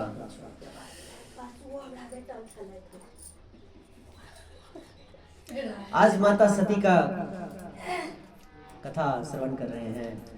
तो माता सती जो है, एक कदम घर से बाहर निकालते तो अपनी पति की बात याद आता कि हमारे पति ने हमें भोलेनाथ हमें मना कर रहे हैं कि बिना बुलावे तो अपने पिता और पति के घर जाना चाहिए, लेकिन जानबूझ करके यदि नहीं बुलाया गया हो तो वहां पे नहीं जाना चाहिए। तो आज क्या करें, मैं क्या करूं? फिर भी उनके अपने माता पिता के तरफ प्रेम ज्यादा बढ़ा और घर से पति का बात ना मान करके घर से आगे निकल गए। जब घर से बाहर निकलते हैं और उस सभा में आते हैं, यज्ञ भवन में आते हैं, तो देखते हैं कि सब तो उनको इग्नोर करते हैं। जब सती आती है सब कोई अपना आंखें इधर उधर कर लेते हैं, लेकिन कुपुत्रो जायते कवचदपि कुमाता न भवति। पुत्र जो है कुपुत्र हो सकता है, लेकिन माता जो है कभी भी कुमाता नहीं होती है। सादर मिलही एक माता, अभगनी देखी बहु मुस्काता। माता जो है बड़े प्रेम से अपने पुत्री को, सती को आलिंगन करते हैं, गले मिलते हैं, प्रेम भाव दिखलाती है। लेकिन उनके बहन लोग आपस में बातें करते हैं, देखो बिना बुलाए ही आ गई। अगल बगल के लोग भी बातें करने लगते हैं, बिना बुलाए आ गई। कोई जो थे हंसी उड़ाने लगे कि देखो जिनको निमंत्रण ना मिला है वो भी आ गए हैं, जिनको निमंत्रण मिला वो आए कुछ नहीं आए हैं अभी तक, लेकिन बिना निमंत्रण वाले पहले आ गए। माता सती को इन सब बातों का दुखी नहीं था, लेकिन माता सती को इस बात का दुखी था कि अभी तक उनके पिता के सामने खड़े होते हुए भी उनके पिता ने एक बार भी उनको ये नहीं कहा कि बेटी कैसी हो।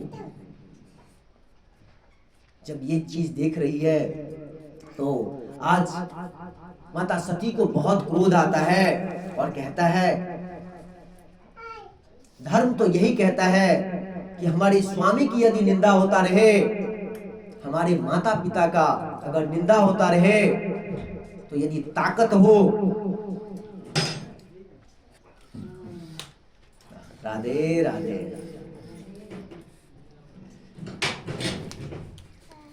आओ भैया, हमारे सौभाग्य कते खुशी के गाँव कते आनंद के गाँव। हाँ हेलो, हाँ बहुत बहुत धन्यवाद।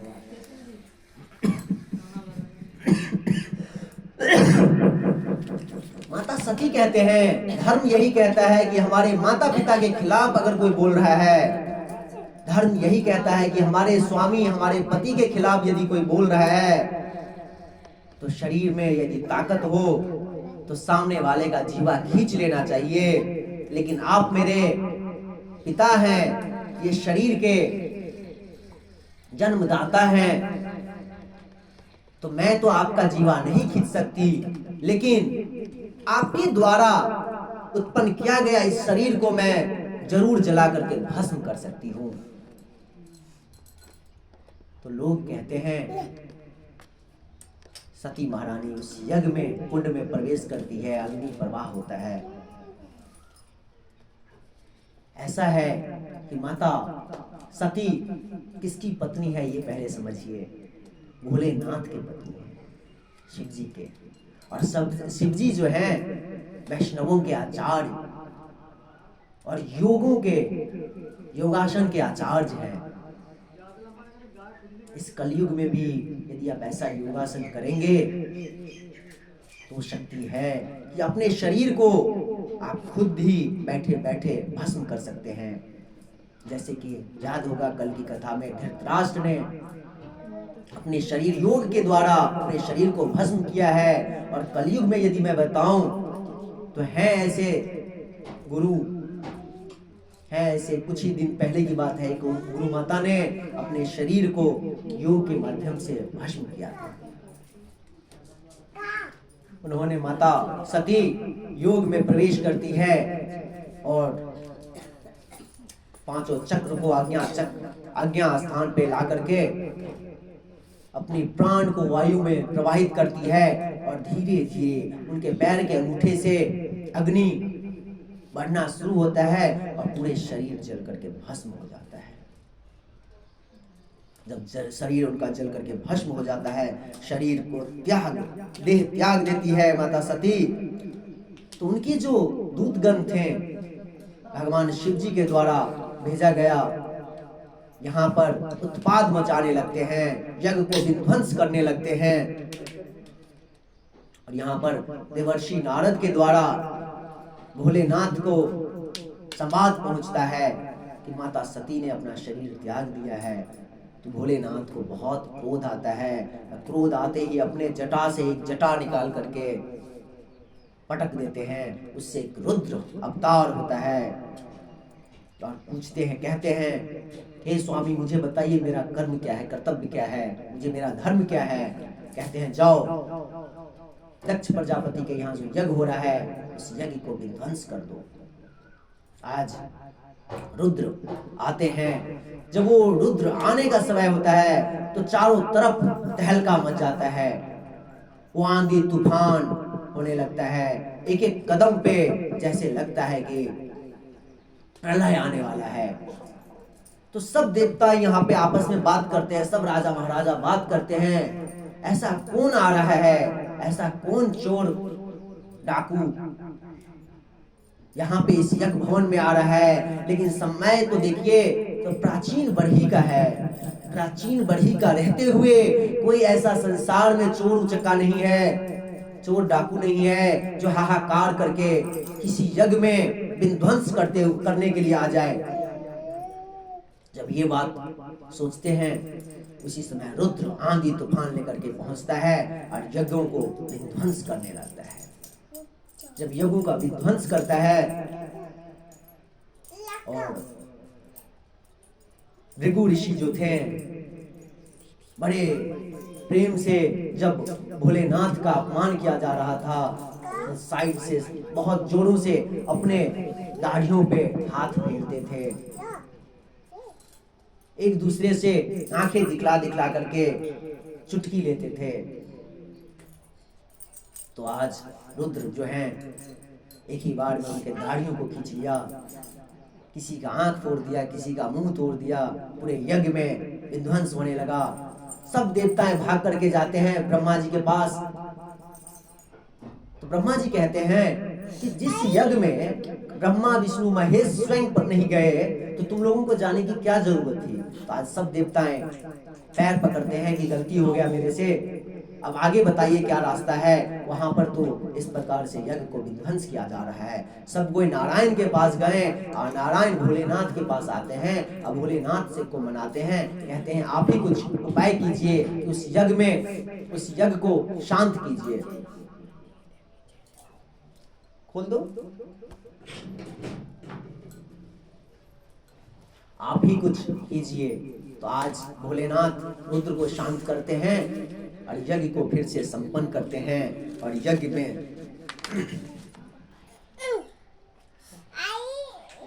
आज दक्ष प्रजापति भोलेनाथ को प्रणाम करते हैं और उनसे अपनी गलतियों का एहसास होता है उन्हें, और कहते हैं मैं अभिमानवश अपने आप को ही ब्रह्मा समझ बैठा था, हमारी गलतियों को क्षमा करें। और ऐसा कह करके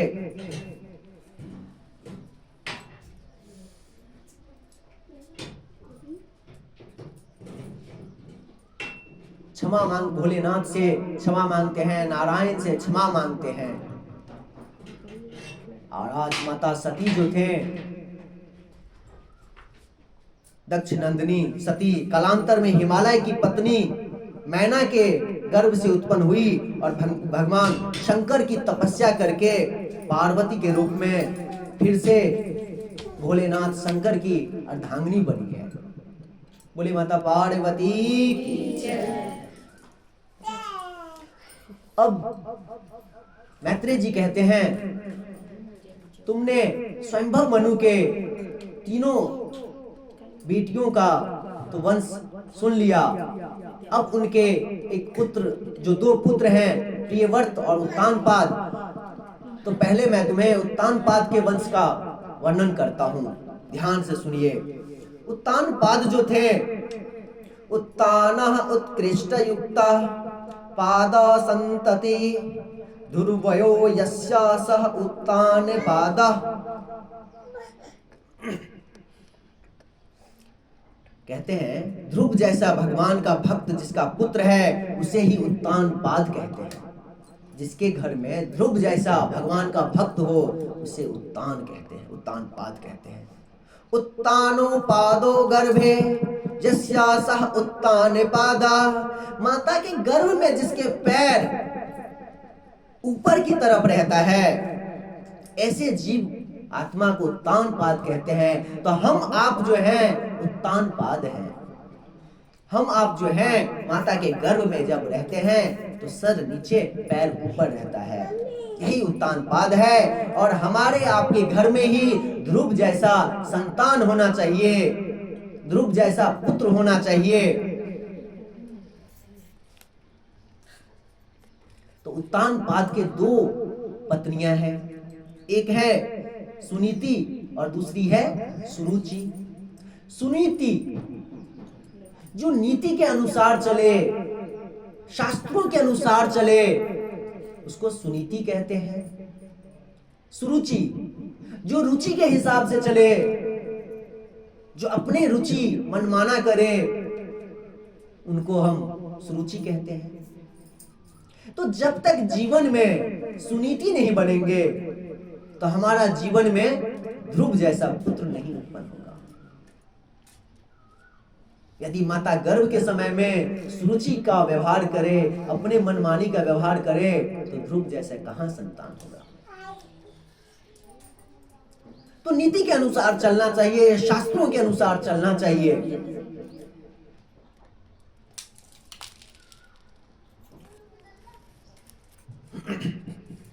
आज सुनीति का पुत्र है ध्रुव और सुनीति का पुत्र है ध्रुव और सुरुचि का पुत्र है उत्तम। कथा तो बहुत सुंदर है, बहुत विस्तार से है, लेकिन समय का ही अभाव रहता है।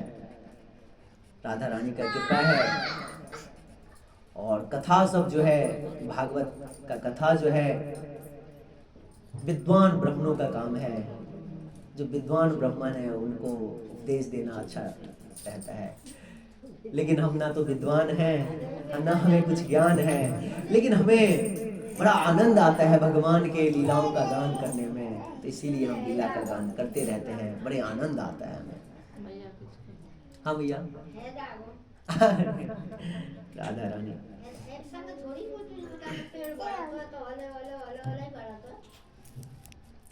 आज एक समय में सुनीति का पुत्र जो है ध्रुव महाराज अपने पिता उत्तानपाद के गोद में बैठना चाहते हैं। जब अपने पिता के गोद में बैठना चाहते हैं, उसी समय सुरुचि आती है और उसका हाथ पकड़ लेती है। कहती है, सुन, तुम्हें यदि अपने पिता के गोद में बैठना है तो तुम्हें मेरे गर्भ से उत्पन्न लेना होगा, मेरे गर्भ से जन्म लेना होगा। तुम्हारे अंदर इतना नसीब, इतना भाग्यशाली तुम नहीं हो। मन उदास करके अपने माता के पास आती है। तो देखिए सुनीति क्या कहती है। सुनीति कहती है, बेटा ध्रुव, तुम्हारी माँ जो है सुरुचि तुम्हें सही कहा है। जाओ, तुम्हारा अभी उम्र है भगवान की भक्ति करने का। 5 साल के बच्चे को माँ क्या सिखलाती है? जाओ भगवान की भक्ति करो। अभी जो हम ये छोटे छोटे बच्चे को भक्ति सिखलाएंगे, इसके दिमाग में बैठेगा तो जीवन भर कितना भी बुरी संगत में क्यों ना फंस जाए, लेकिन अपनी जो धर्म है, अपना जो भक्ति है, कभी उससे दूर नहीं होगा। तो सुनीति माता एक बार भी नहीं बोलती, लेकिन आज की माता होती तो घर में विस्फोटक होता। लेकिन सुनीति माता ने कहा, पुत्र सही कहती है, तुम्हें भगवान का ध्यान करना चाहिए। तो ध्रुव महाराज को बहुत ही अंदर से ये होने लगा कि मुझे भगवान की भक्ति करनी है। जब वो भगवान की भक्ति के लिए घर से निकलते हैं तो नारद जी महाराज प्रकट हो जाते हैं। नारद जी आ जाते हैं और नारद जी जैसे कि कुम्हार जो है जब घड़ा बनाता है तो घड़े को ठोक ठोक करके देखता है कि कहीं चिनका तो नहीं है, कहीं फूटने वाला तो नहीं है। तो नारद जी वही हैं, गुरुओं के गुरु हैं नारद जी। नारद जी हर हमेशा चाहते हैं कि भक्त जो भी बने तो एकदम से प्योर भक्त बने। तो आज परीक्षा के लिए आ गए नारद जी और कहते हैं, पुत्र कहाँ जा रहे हो? तो कहते हैं, मैं अपनी माँ की आज्ञा से जा रहा हूँ तपस्या करने के लिए, भगवान को प्राप्ति करने के लिए। तो नारद जी कहते हैं, पुत्र अभी तुम्हारा उम्र है खेल कूद करने का, तुम खेल कूद करो, क्या तुम भगवान को तपस्या करने के लिए ललायित हो? तो कहते हैं, नहीं, मुझे अपने पिता के गोद में बैठना है। तो कहते हैं, पुत्र मन में जब तक द्वेष हो, मन में जब तक द्वेष रहेगा तो तुम भगवान को तपस्या नहीं कर पाओगे, भगवान का तप नहीं कर पाओगे, भगवान से नहीं मिलन होगा। जब तक अपने मन के ईगो को नहीं निकालोगे, मन के घमंड को नहीं निकालोगे, मन के द्वेष को नहीं निकालोगे, मन के विकार को नहीं निकालोगे, तब तक तुम्हें भगवान प्राप्ति नहीं होगा। अगर भगवान प्राप्ति है, तुम्हें करना है तो जाओ उसी सुरुचि माता के पास जाओ, उनसे आशीर्वाद लेकर के आओ। बिना माता पिता के आशीर्वाद से कुछ नहीं होने वाला है। तुम उस सुरुचि के पास जाओ। तो कहते नहीं, मैं उसके पास नहीं जाऊंगा। तो कहते नहीं, तुमको उसी के पास जाना होगा, क्योंकि तुम्हारे मन में उनके प्रति द्वेष है, विकार है। इस विकार को खत्म करो। मैंने एक बार राधा चरण बाबा से पूछा था कि बाबा, मुझे ये जो साधु संतों का जो शीत प्रसादी होता है, तो शीत प्रसादी मन नहीं मानता है खाने को, लेकिन शीत प्रसादी जो है तो ये तो उत्तम है। शीत प्रसादी तो वैष्णवों को खाना ही चाहिए, ये हम भी जानते हैं कि खाना चाहिए, लेकिन पता नहीं मन ही नहीं मानता है। किसी का मीठा खाने में, किसी का ऐसे लेने में, तो क्या किया जाए? तो बाबा हमको बताए, लोहे को लोहे काटता है ना। तो तुम्हें शीत प्रसादी से प्रेम नहीं है तो खूब शीत प्रसादी खाओ, उससे प्रेम हो जाएगा। तो आज वही नारद जी महाराज ध्रुव जी को कहते हैं, तुमको उनसे द्वेष है ना, तो तुम उनसे ही जाकर के माफी मांगो। आज सुरुचि से माफी मांगते हैं कि माता हमसे कुछ गलती हो गया होगा और आपने मुझे सही रास्ता बताया कि भगवान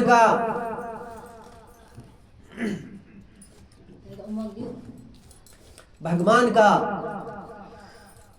मुझे आश्रय लेना है, भगवान का तपस्या करना है, आपने बड़ा सही रास्ता बताया है मुझे। सुरुचि माता आशीर्वाद देते हैं। उनके मन में तो यही रहता है कि 5 साल का बच्चा क्या तप करेगा। अब जब 5 साल का बच्चा फिर से नारद जी से मिलता है तो नारद जी उनको बताते हैं कि जाओ ओम नमः भगवते वासुदेवाय का जप करना शुरू करो। धीरे धीरे नारद जी को भी बड़ा आश्चर्य हुआ कि छोटे से 5 साल के बच्चे के अंदर इतना दृढ़ संकल्प है भगवान से मिलने का। अहो तेजा क्षत्रियाणाम मांग भंगृष्यताम बालोपयम हृदाधते यत मातु सत्वचा। ये क्षत्रिय कुमार है, इस क्षत्रिय का तेज तो देखो, थोड़ा सा मान भंग हो जाने के मान भंग हो गया, उसके लिए भगवान की कामना करने लगा, भगवान से ललायित हो गया, भगवान को पाने का दृढ़ संकल्प कर लिया है। आज नारद जी ध्रुव को कहते हैं यमुना तट पे स्नान करो और मधुवन चले जाओ, यही वृंदावन धाम, यही ब्रज में मधुवन है, मथुरा में। इसी मधुवन में जाकर के भगवान का ध्यान करो और नारायण स्वयं प्रकट होंगे।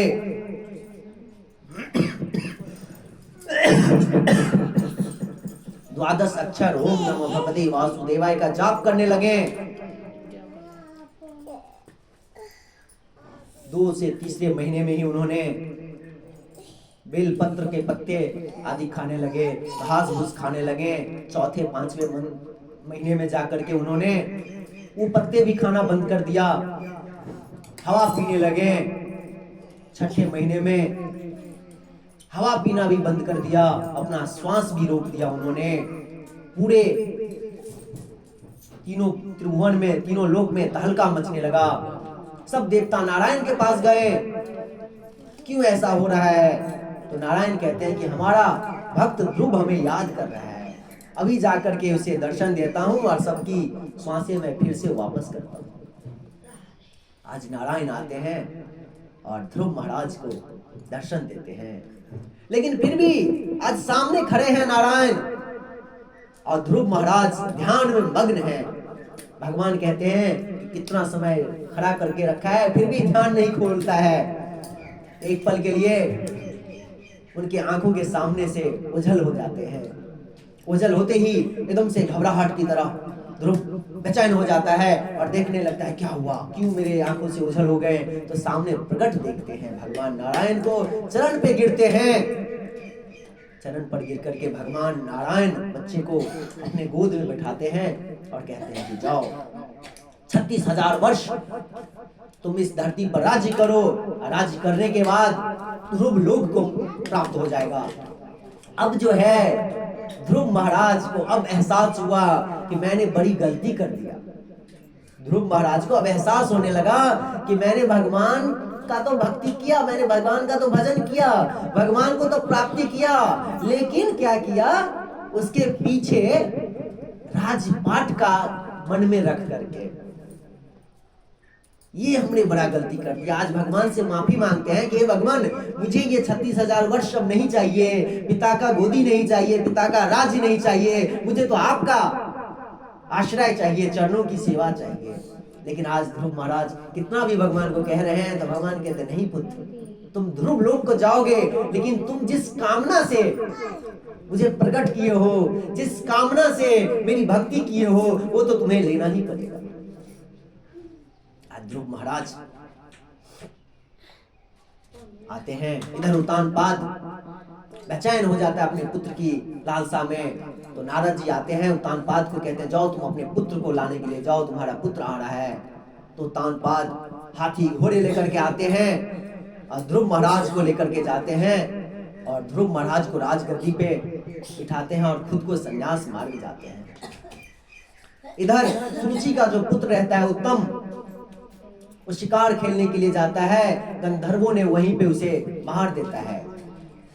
उसकी माँ भी उसको खोजने के लिए जाती है सुरुचि। तो सुरुचि भी उस जंगल में अचानक आग उठता है, वहीं पे मारी जाती है। आज ध्रुव बहुत ही क्रोध से जाते हैं गंधर्वों को, यक्षों को मारने के लिए, बहुत सारे यक्षों को मारते हैं। तो आज स्वयंभव मनु खुद आते हैं, अपने पौत्र को समझाते हैं, पौत्र तुम्हारे जैसे भक्त के लिए ये काम उचित नहीं है, तुम्हारे जैसे भक्त का काम तो भगवान की भक्ति करना है, लोगों को भगवान की भक्ति में लगाना है। तो कहते हैं ये बात है। तो ध्रुव जी महाराज आज गलती मांगते हैं और फिर अपने राज पे राज करते हैं, 36,000 वर्ष राज करते हैं और अपने पुत्र को राजगद्दी पर बिठा करके संन्यास मार्ग को जाते हैं। और जब समय आता है तो ऊपर से विमान आता है, और विमान जब आता है तो विमान पे चढ़ने लगते हैं तो उधर से काल आ जाता है। काल कहते हैं महाराज बिना मेरे सर पे पैर रखे कोई इस विमान पे नहीं चढ़ सकता है। तो आज ध्रुव महाराज उस काल को उस मृत्यु काल को ग्रहण करते हैं, स्वीकार करते हैं और विमान पर बैठ करके जब जाने लगते हैं तो विमान पे पार्षदों को कहते हैं रुकिए रुकिए, मेरी माता जी कहाँ है? तो कहते हैं हे भगवान, हे भक्त, नारायण के भक्त, जिस कुल में आपके जैसा पुत्र हो, जिस कुल में आपके जैसा पुत्र हो, उसकी माता जो है इधर उधर रहेगी। अब देखिए आपके ऊपर जो विमान जा रहा है, आपकी माता का विमान जा रहा है। पहले आपकी माता को वैकुंठ लोक प्राप्ति होगा, उसके बाद आपको ध्रुव लोक प्राप्ति होगा। आज ध्रुव महाराज बहुत खुशी हो गए, आनंद से जाने लगे। बोलिए भक्त ध्रुव महाराज की जय। आज ध्रुव महाराज के ही वंश में अंग नाम के महाराजा हुए हैं। मैत्रेय जी कहते हैं विदुर जी, ध्रुव के वंश में महाराज अंग का जन्म हुआ और अंग का विवाह जो है अधर्म के वंश में उत्पन्न हुए मृत्यु की पुत्री सुनीता से होता है, जिससे अत्यंत क्रूर कर्म करने वाला दुष्ट बेन का जन्म होता है। और बेन जो है इतना पापी है कि कोई भी धर्म करता है, भक्ति करता है, तो उसको वहां से पूरे राज्य में घोषित करता है कि जो भी यहाँ पे इस राज्य में भक्ति करेगा, भजन करेगा, उसको मार काट किया जाए, उसको भगा दिया जाए। बेन इतना पापी था। और जब भी कहते हैं ना, जब भी पाप उत्पन्न होता है तो भगवान साधु के वेश में प्रकट होते हैं और साधु ही इस संसार की रक्षा करता है। तो साधु संत बार बार बेन को समझाते हैं कि ऐसा मत करो, भगवान की भक्ति करो, भजन करो, लेकिन बेन फिर भी नहीं मानता है। तो साधु संतों के संकल्प मात्र से ही बेन का मृत्यु हो जाता है। जब बेन का मृत्यु हो जाता है तो संसार जो है अराजकता फैल जाता है, संसार में कोई राजा नहीं है। अब क्या होगा? तो फिर वही साधु महाराज, साधु संत बेन के शरीरों को मंथन करते हैं, उससे एक छोटा सा नन्हा सा बालक उत्पन्न होता है, निषाद। कहते हैं निषाद कि मैं क्या करूं? तो जो छोटा सा बालक, काला काला बालक देखते हैं साधु संत, कहते हैं इससे ये सृष्टि की रचना नहीं हो सकती है, इससे ये राज्य में अराजकता नहीं बंद होगा, जाओ तुम जंगल को जाओ। उसके बाद उनके दाएं जंघा को जब मथते हैं साधु संत, तो पृथु महाराज जन्म लेते हैं, अवतार लेते हैं। और बाएं जंघा को जब मथा जाता है तो एक स्त्री माता लक्ष्मी के अंश स्वरूपा अर्ची देवी प्रकट होती है और महाराज पृथु और अर्ची देवी का, जो कि नारायण और माता लक्ष्मी के ही अंश हैं, उनके ही अवतार हैं, उन दोनों का विवाह होता है। पृथु महाराज देखते हैं कि यहाँ पे धरती पर जो है अन्न की कमी हो जाती है। जब अन्न की कमी होती है, किसान मेहनत करते हैं लेकिन अन्न उत्पन्न नहीं होता है, उतना अन्न जो है धरती माता अपने अंदर ही रख लेती है। तो आज पृथु महाराज को क्रोध आता है, जब अपना क्रोध आता है उनको, तो अपना धनुष बाण निकालते हैं और कहते हैं इस धरती को मैं छोड़ूंगा नहीं। तो धरती माता प्रकट हो जाती है और कहती है हे भगवान, इसमें हमारी कोई गलती नहीं है, आप हमें, मैं गाय का रूप धारण करती हूँ और जितने भी अन्न हैं आप दूध लीजिए। और आपसे निवेदन है कि धरती जो है, मेरा आकार जो है कहीं ऊंचा है कहीं नीचा है, तो मुझे समतल कीजिए ताकि बारिश जो होगा तो हर जगह समान भाव से बारिश रहेगा। नहीं तो कहीं क्या होगा, जहाँ पे ऊंचा है तो वहां पे बारिश पानी नहीं रुकता है, और जहाँ पे गड्ढा है वहां पे पानी बहुत रह जाता है, इससे अन्न खराब होता है। तो आज पृथु महाराज इंद्र को बछड़ा बना करके ब्रह्मा जी को पात्र बना करके गाय माता के जरिए धरती माता का जो स्वरूपा गाय है उनको पूरा अन्न दूते हैं, लोगों में प्रजा में बांटते हैं और धरती को एक समतल करते हैं। आज पृथु महाराज अश्वमेध यज्ञ करने लगे हैं। 100 अश्वमेध यज्ञ करने का उन्होंने संकल्प लिया है। जब 99 यज्ञ संपन्न हुआ, निर्विघ्न संपन्न हुआ, कोई संकट नहीं आया 99 यज्ञ करने में, लेकिन 100वां यज्ञ जब करने लगे तो महाराज इंद्र जो थे डरने लगे। क्यों डरने लगे? क्योंकि 100 अश्वमेध यज्ञ करने का मतलब है इंद्रासन प्राप्ति करना। इंद्र का अथली पथली हिलने लगा कि अब तो मेरा आसन गया, अब क्या करूं मैं। तब जब 100वां यज्ञ कर रहे थे तो इंद्र जो है अलग वेश बना करके आते हैं और यज्ञ से घोड़ा चुरा करके ले जाते हैं। जब एक बार पता चला, 2 बार घोड़ा चुराए, तीसरी बार घोड़ा चुराए, फिर तो महाराज के जो पुत्र थे उनको रहा नहीं गया, इंद्र के पीछे भागते हैं। और जो इंद्र के पीछे जितना भागते हैं उतना ही इंद्र जो है अलग अलग वेश बनाता है, और जितना वेश उन्होंने इंद्र ने बनाया सबके सब पाखंड कहलाता है। तो ब्रह्मा जी आते हैं और उनको रोकते हैं, कहते हैं देखो इंद्र, तुम्हें भी मालूम है कि इंद्र घोड़ा चुरा के ले गया है, और जितना घोड़ा चुरा के जितने बार ले गया है और जितना तुम उसका पीछा करते हो उसका अलग अलग वेश बनाता है, वही पाखंड फैलाता है। फिर आकर के फिर तुम महाराज से कहते हैं कि महाराज आपको तो कोई मनोकामना नहीं है, आप तो निष्काम भक्ति करते हैं, निष्काम यज्ञ कर रहे हैं, तो आप 99 यज्ञ में ही संपन्न कीजिए, क्योंकि 100 अश्वमेध यज्ञ करने का फल है, 100 अश्वमेध यज्ञ करने का फल है इंद्रासन। तो इंद्र इसलिए घबरा गया है और बार बार आपके 100वें यज्ञ में विघ्न डालने आ जाता है। आज पृथु महाराज 99 यज्ञ को ही पूर्ण करते हैं, साक्षात नारायण प्रकट होते हैं, आशीर्वाद देते हैं और यज्ञ संपन्न करके पृथु महाराज अपने पुत्र को राज्याभिषेक करते हैं, राजा बनाते हैं और खुद संन्यास आश्रम स्वीकार करते हैं, वनप्रस्थ जाते हैं।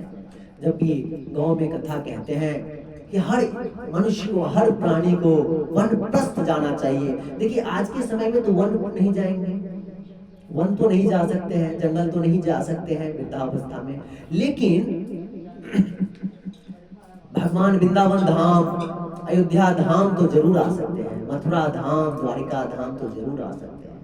हर माता पिता को, हर संतान का भी कर्तव्य है कि अपने माता पिता को वृंदावन धाम लावे, और माता पिता का भी कर्तव्य है कि अपने पुत्र को, अपने पुत्री को doctor, engineer, collector, BDO, SP, DSP नहीं बना करके वो बाद में कामना रखे, पहले भगवान के भक्त बनाने की कामना करे। और जब भगवान का भक्त बनेगा तभी तो उनके संतान ध्रुव जैसा संतान होगा, और ध्रुव जैसा संतान जब होगा तो जिस कुल में ध्रुव जैसा पुत्र होगा, उनकी माता, उनके पिता को पहले वैकुंठ धाम मिलेगा।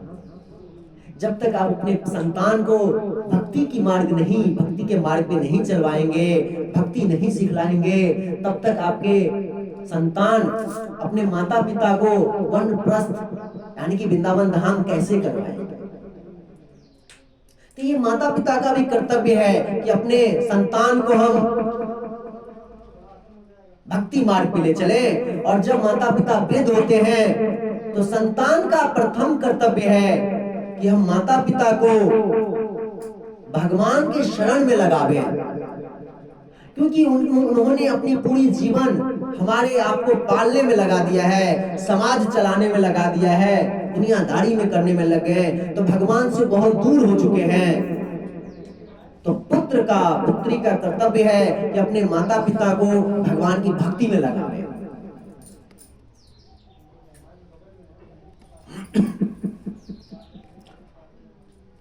आज बोले पृथु महाराज की जय।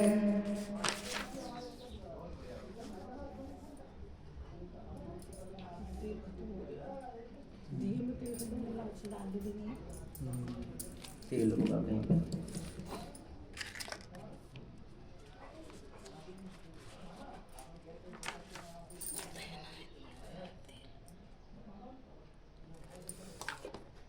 मैत्रेय जी कहते हैं विदुर जी, भगवान पृथु के वेश में हरवीरधान पत्नी हरवीरधानी से वर्षी पद आदि 6 पुत्र हुए हैं।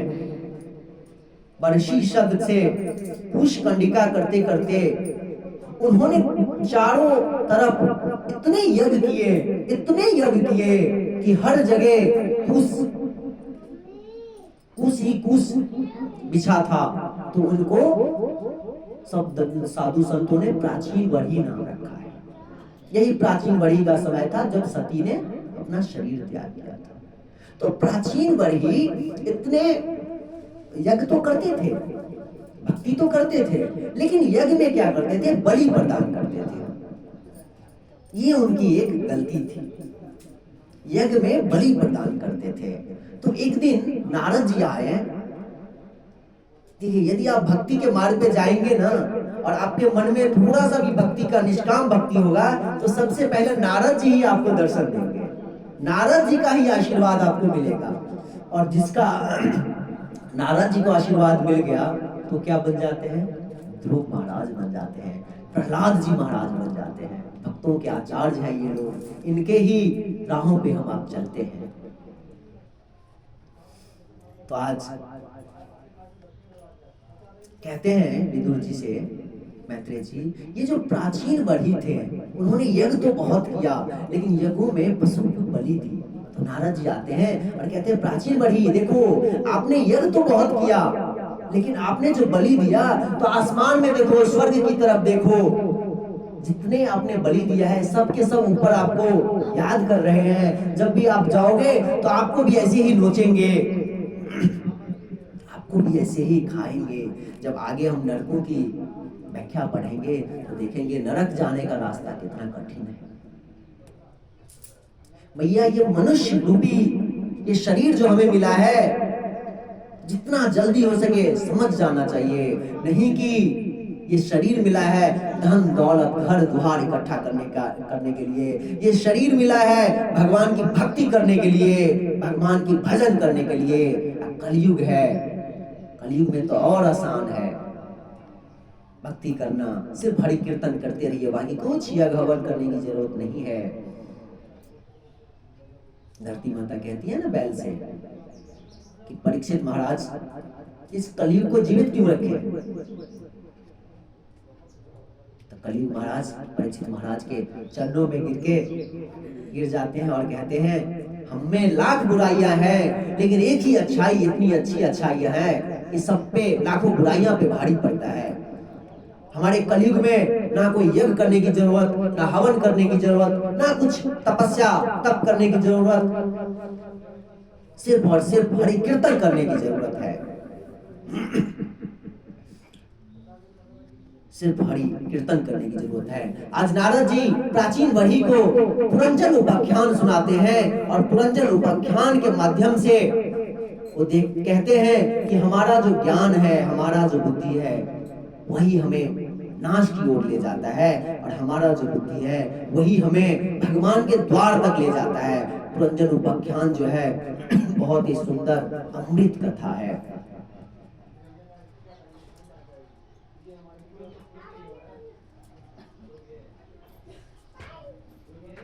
पुरंजन एक नगर को जाता है, एक स्त्री से मिलता है और उससे ललायित हो जाता है, प्रेम में वशीभूत हो जाता है और उसका नाम पुरंजनी रखता है और उसी के साथ उठना बैठना खाना पीना। जब वो रोता है, जब वो रोती है पुरंजनी, तो पुरंजन भी रोता है, जब वो हंसती है तो ये भी हंसता है। अपने जीवन जो है एक स्त्री से ललायित कर लेती है। एक समय पुरंजन जो है जब अपने वृद्धावस्था को आता है, काल का समय आता है, काल की कन्या जरा देवी बुढ़ापे में उनको घेरता है। तो आज पुरंजन आंखों में आंसू निकालता हुआ, आंखों से आंसू निकलता है पुरंजन को, और सोचता है कि मेरे मरने के बाद इस पुरंजनी का क्या होगा। बहुत लोगों का ऐसा सोच होता है कि मेरे मरने के बाद मेरे पत्नी का क्या होगा। पत्नी समझती है मेरे मरने के बाद मेरे पति का क्या होगा, मेरे बच्चे का क्या होगा। तो इसका यही दोष है कि आपको उसी योनि में प्रवेश करना पड़ता है और उसी के साथ किसी न किसी रूप में आना पड़ता है। जो स्त्री का स्मरण करके मरता है उसे स्त्री ही बनना पड़ता है। आज पुरंजन जो था एक स्त्री का स्मरण करके मरा है, इसीलिए अगले जन्म में विदर्भ की कन्या के रूप में उत्पन्न हुआ और यह कन्या बड़ी हो गई, अपने पिता के घर में बड़ी हुई। पांड्य नरेश मलय ध्वज से उनका विवाह हुआ है। जब मलय ध्वज वृद्ध हो गए तो अपने राज्यों को पुत्रों को सौंप करके अपने पत्नी के साथ वन चले गए। भगवान का ध्यान करते, भजन करते, कीर्तन करते भगवान को प्राप्त कर लिया। जब मलय ध्वज का शरीर त्याग दिया उन्होंने, तो ये स्त्री आज अपने पति के शरीर को अग्नि प्रवाह करने लगी और साथ में खुद को भी अग्नि प्रवाह करने लगी। उसी समय पुरंजन का जो एक मित्र था अभिज्ञात, वो आता है और उसको समझाता है, ना तो तुम कोई स्त्री हो, ना तो तुम्हारा कोई जन्म हुआ है, तुम मेरे मित्र हो। गेट को पकड़ लो।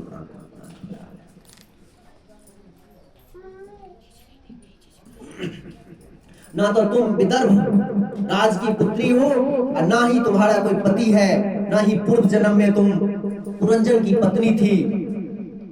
जो तुम अपने आप को स्त्री पुरुष मानते हो, यह सब मेरी रचाई हुई माया है। तुम अपने वास्तविक स्वरूप को स्मरण करो। अभिज्ञात ने जब इस प्रकार को उपदेश दिया तो आज सब त्याग करके अपने स्वरूप में स्थित हो गया। तो प्राचीन बढ़ी को फिर गलतियों का एहसास हुआ।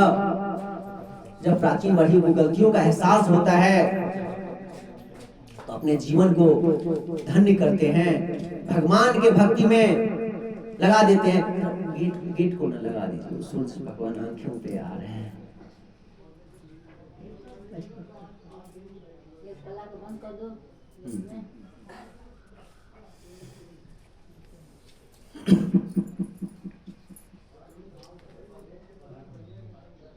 आज प्राचीन बढ़ी भगवान नारायण के चरणों में समर्पित शरणागत हो जाते हैं और शरणागत के बाद अपने राज्य जो है अपने पुत्रों को सौंप करके कपिल आश्रम में चले गए हैं। भगवान का भजन प्राप्त करने लगे, भगवान का भजन करने लगे। यहाँ पे प्राचीन बढ़ी के जो पुत्र हैं प्रचेताओं, तो उनको संतान उत्पत्ति का अपने पिता के द्वारा अनुमति मिला है। जब प्रचेता को ये पता चला कि संतान उत्पत्ति करना है तो चले गए तपस्या करने के लिए, मार्ग में गए और उस मार्ग पे रुद्रदेव मिल गए। जब रुद्रदेव मिल जाते हैं तो रुद्रदेव जो है रुद्र गीत का उपदेश दिया है और रुद्र गीत की उपासना से भगवान हरि प्रसन्न हो गए हैं। उन्होंने प्रचेताओं से कहा कि तुम्हारा विवाह प्रेम लोचा अप्सरा की कन्या मरीषा के साथ होगा, आज जिससे जो पुत्र उत्पन्न होगा उसकी संतानों से सृष्टि भर जाएगी। आज भगवान नारायण की आज्ञा से प्रचेताओं ने मरीषा से विवाह किया और जिससे दक्ष नामक पुत्र हुआ और अपने पुत्रों तथा अपनी पत्नी मरीषा को छोड़ प्रचेता पश्चिम दिशा में समुद्र के तट पर चले गए। वहां उन्हें देवर्षि नारद का सत्संग प्राप्त हुआ। उस सत्संग के प्रभाव से उन्होंने भागवत धाम को प्राप्त कर लिया।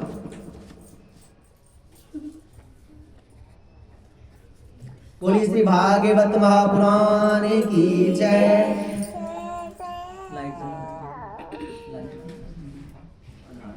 तो वो छूट कर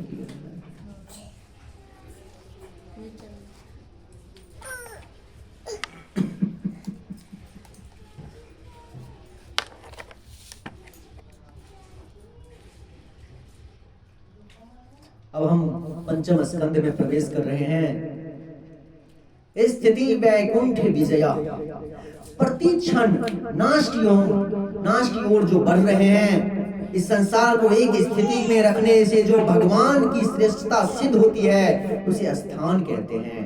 राजा परीक्षित श्री सुखदेव जी से प्रश्न करते हैं, प्रियव्रतो भागवता आत्मा रामो कथम मुने गृहे रमतायन मूला कर्म बंधा पराभवा।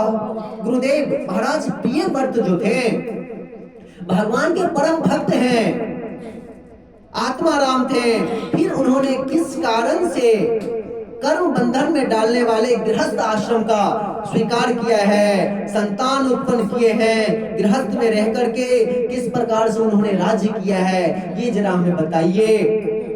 प्रियव्रत कौन थे? प्रियव्रत मनु और शत्रुपा के पुत्र।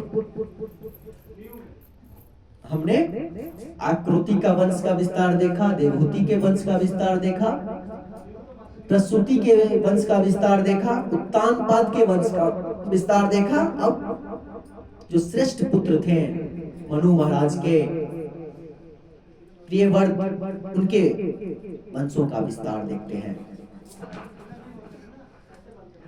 आज सुखदेव जी महाराज कहते हैं, परीक्षित तुम्हारा कथन तो सही है, सत्य है, तुम्हारा कथन सत्य है।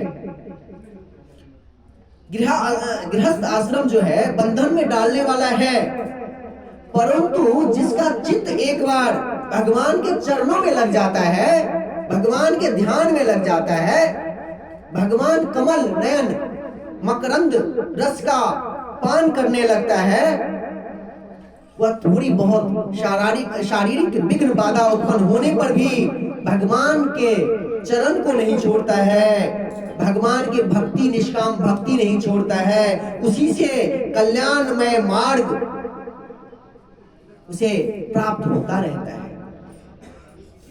स्वयंभव मनु ने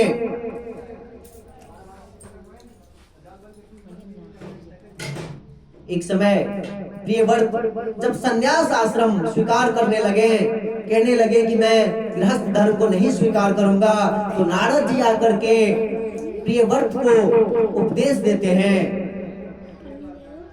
उसके बाद नारद जी का भी बात नहीं मानते हैं, तो ब्रह्मा जी स्वयं आते हैं और ब्रह्मा जी स्वयं प्रियव्रत को उपदेश देते हैं कि पुत्र, गृहस्थ धर्म यदि सदगृहस्थ हो तो अति उत्तम है, उससे बढ़कर कुछ नहीं है, तो तुम्हें सदगृहस्थ होना चाहिए। हमें आपको गृहस्थ जो हम लोग हैं, गृहस्थ जब तक हम गृहस्थ हैं, गृहस्थ के चक्रों में फंसे हैं, पति पत्नी बच्चे कुटुंब, जब तक इस चक्रों में फंसे हैं तभी तक गृहस्थ में हैं। और जब यही चीजों को, पति पत्नी बच्चे को हम भगवान का अंश मानेंगे, भगवान का अंश मान करके हम भजन कीर्तन करेंगे और यही सोचेंगे कि ये जो संतान है भगवान का ही अंश है, इसे खाने के लिए पीने के लिए जो चीज चाहिए उसे पूरा करना ही एक भक्ति है। तब आप सदगृहस्थ में प्रवेश हो जाएंगे, और जिस दिन सदगृहस्थ में प्रवेश हो जाएंगे तो हमारा जीवन जो है धन्य हो जाएगा। आप देखेंगे भक्तमाल कथा कहीं सुने होंगे, और भक्तमाल जब आप पढ़ेंगे तो साधु जितने संत हैं, सन्यासी संत हैं, उससे कई गुना ज्यादा गृहस्थ संत बने हैं, और उन्होंने भली भांति आज के समय में प्रेमानंद बाबा जैसे संत को जन्म दिए हैं, हमारे श्री राधा चरण बाबा जैसे संतों को जन्म दिए हैं। किसने जन्म दिया? गृहस्थ ने ही तो जन्म दिया। गृहस्थ आश्रम आसक्ति का आश्रम है, लेकिन इतना बुरा भी नहीं है यदि आप सदगृहस्थ में जाएंगे तो। यदि आज राधा चरण बाबा के माता पिता सदगृहस्थ नहीं होते तो राधा चरण बाबा जैसे संतान होता, प्रेमानंद बाबा जैसे संतान इस धरती पे होता? नहीं होता। तो गृहस्थ से हमें बढ़कर के सदगृहस्थ हो जाना है। जब हम सतगृहस्थ में प्रवेश करेंगे तो हमारा दिन जो है, हमारा संतान जो है प्रेमानंद बाबा जैसा होगा, श्री राधाचरण बाबा जैसा होगा, श्री श्री 108 प्रातः स्मरणीय हमारे गुरुदेव श्री गोविंद देव जी महाराज जैसा होगा, हमारे दादा गुरु श्री श्री 1008 नवल किशोर दास जैसे होंगे, हमारे परदादा गुरु प्रातः स्मरणीय श्री श्री 1008 श्री राधिका दास बाबा जैसे होंगे। ऐसे ऐसे संतान होंगे। जब ऐसे संतान होंगे तो हमारे आपके जैसे जो पापी हैं, खास करके हमारे जैसे पापी का भी उद्धार हो जाएगा, हमारे जैसे अधर्मियों का भी उद्धार हो जाएगा। लाइट नहीं है?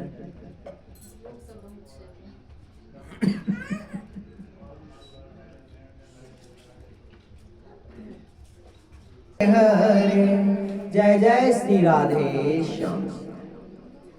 ब्रह्मा जी कहते हैं प्रियव्रत, जो असावधान है वही गृहस्थ में फंसता है, और जो जिसकी इंद्रियों पर वश में है, जिसकी इंद्रिय वश में है, वो कभी भी गृहस्थ धर्म में नहीं फंसता है। तो इसीलिए अपने इंद्रियों को बस में रखो और भगवान का ध्यान करते हुए गृहस्थ धर्म में प्रवेश करो।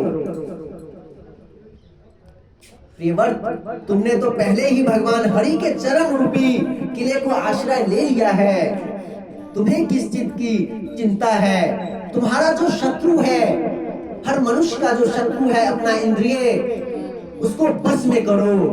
आज जिस दिन उसको बस में कर लोगे तो विजय तो यूं ही मिल जाएगा।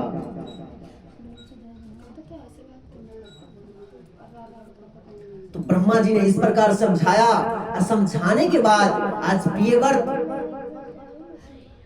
प्रियव्रत जो है ब्रह्मा जी और नारद जी की आज्ञा से प्रजापति विश्वकर्मा की पुत्री वर्षमती से विवाह करते हैं, जिससे आनेग्र, इम्हजीवा, यज्ञबाहु, महावीर, हिरण्यरेता, धृतपृष्ठ, सवन, वेदातिथिर, बीति, होत्री और कवि नामक 10 पुत्र और एक कन्या उर्जस्वती नाम की कन्या उत्पन्न हुई है।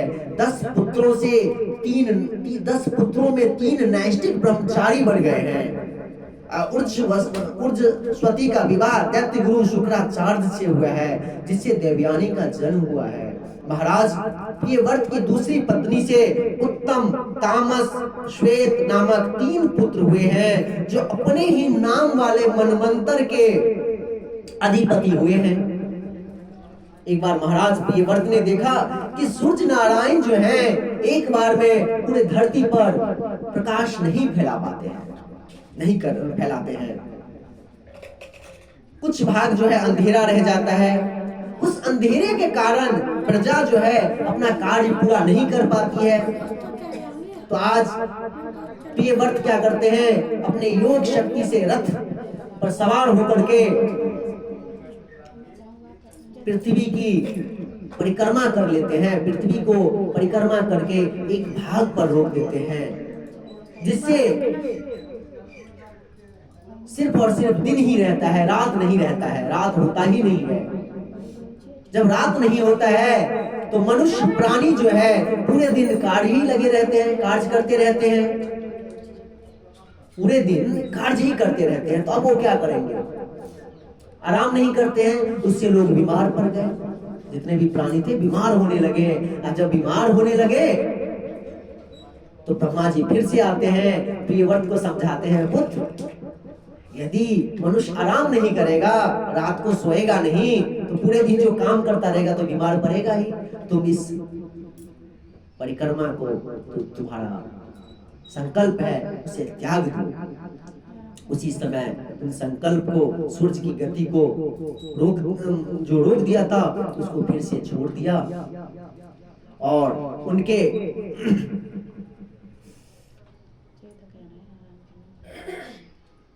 रथ के पहिया से 7 समुद्र बने।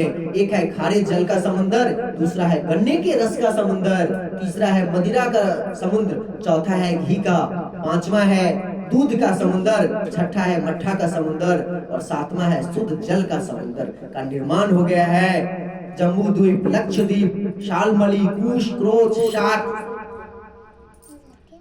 पुष्पक द्वीप, इन 7 द्वीपों का निर्माण हो गया है। फिर महाराज प्रियव्रत ने एक एक पुत्रों को एक एक स्थान पर भेज दिया और खुद को वन में चले गए और देवर्षि नारद के अनुसार, देवर्षि नारद के उपदेश को लेकर के वो आत्म तत्व को प्राप्त कर लिए और इनके ही घर में इनके पुत्र अग्निद्र का विवाह पूर्वचिति नामक अप्सरा से हुआ, जिससे नाभि आदि 9 पुत्र हुए, जिनका विवाह मेरु की पुत्री मेरु देवी से हुआ। बोलिए नाभि महाराज की। नाभि महाराज जो थे बहुत ही सत्कर्म करने वाले थे, लेकिन उन्हें कोई संतान नहीं था। नाभि महाराज की कोई संतान नहीं था, तो उन्होंने उनके जो ब्राह्मण ऋतुजन थे भगवान का यज्ञ करने लगे, भगवान से प्रार्थना करने लगे, यज्ञ नारायण से प्रार्थना करने लगे कि हमारे जजमान को पुत्र दीजिए। जब यज्ञ में यज्ञ नारायण जो है प्रकट हो गए तो ब्राह्मण कहते हैं, हे भगवान, हमारे जजमान को यदि पुत्र चाहिए तो आपके जैसा पुत्र चाहिए, नहीं तो नहीं चाहिए। अब भगवान जब भी प्रकट होते हैं, किसी की मनोकामना को देख करके प्रकट होते हैं, तो उसको उनकी मनोकामना को जरूर पूर्ण करते हैं। तो आज नारायण भगवान कहते हैं कि मेरे जैसा पुत्र तो इस संसार में नहीं है, लेकिन मेरे जैसा पुत्र तो इस संसार में नहीं है, लेकिन मैं तुम्हारी मनोकामना जरूर पूर्ण करूंगा। तो इसीलिए ऋषभदेव नाम के पुत्र भगवान स्वयं ऋषभदेव बनकर के प्रकट हुए हैं पुत्र के रूप में। नाभि के पुत्र ऋषभदेव हुए और ऋषभदेव जो थे उन भगवान साक्षात भगवान ही थे। उनकी ख्याति जो है बढ़ने लगी, जोर शोर में बढ़ने लगी, चारों तरफ उनका ही नाम होने लगा ऋषभदेव महाराज का। तो उनके 100 पुत्र थे। उनके 100 पुत्र में सबसे बड़ा पुत्र का नाम था भरत। उनके ही नाम पर आज हमारे देश का नाम भारतवर्ष पड़ा है। और छोटे 9 पुत्र जो थे कवि, हरि, अंतरिक्ष, बुद्ध, पिपलायन, आविर्होत्र, दुर्मिल, चमस, करभाजन, ये 9 भगवान के परम भक्त 9 योगेश्वर कहलाते हैं। इनके छोटे 81 पुत्र जो थे बचे, पिता का आज्ञा पालन करने वाले महान क्षत्रिय हुए, ब्राह्मणों का सम्मान करते, आदर सत्कार करते। एक बार ऋषभदेव महाराज अपने सब पुत्रों को एक साथ बिठाते और सबको भगवान के चरणों का उपदेश देते और कहते, जैसे तुम मुझे अपना पिता मानते हो, वैसे ही भरत जो है तुम्हारा श्रेष्ठ भाई है। इसी तुम्हारे श्रेष्ठ भाई को अपने पिता समझ करके ही व्यवहार करो और इसके अंदर मेरा ही गुण देखो। भरत के अनुसार तुम लोग राज्य करो। और भरत महाराज जो थे बचपन से ही भक्ति भाव में थे, भगवान के शरणागत में थे, भक्ति करते थे। ऋषभदेव महाराज अब भरत जी को राजगद्दी सौंप करके खुद वनप्रस्थ चले गए, संन्यास आश्रम को चले गए और वहां पर जंगलों में रहते हैं।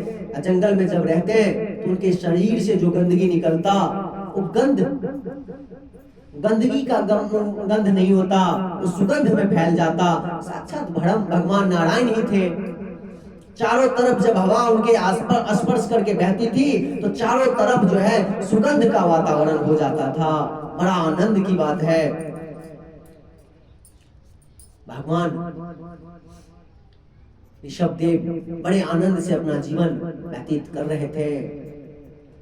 तो आज विदुर जी महाराज पूछते हैं मैत्रेय जी से, ऋषभदेव तो साक्षात भगवान थे, नारायण थे, लेकिन उनके पास में तो 8 सिद्धियां थी, तो वो अपनी कोई एक सिद्धि को उपयोग करके अपने जीवन को अंतिम समय में सुख से जीवन व्यतीत करके, जैसे गंदगी पे बैठे रहते थे, गंदगी पे अपने मल मूत्रों पे ही सोए रहते थे, उसका तो निवारण था उनके पास। तो आज मैत्री जी कहते हैं सिद्ध पुरुष जो होते हैं उस सिद्धियों को उपयोग नहीं करते हैं, कहीं उसमें फंस न जाए, कहीं उस माया में फंस न जाए।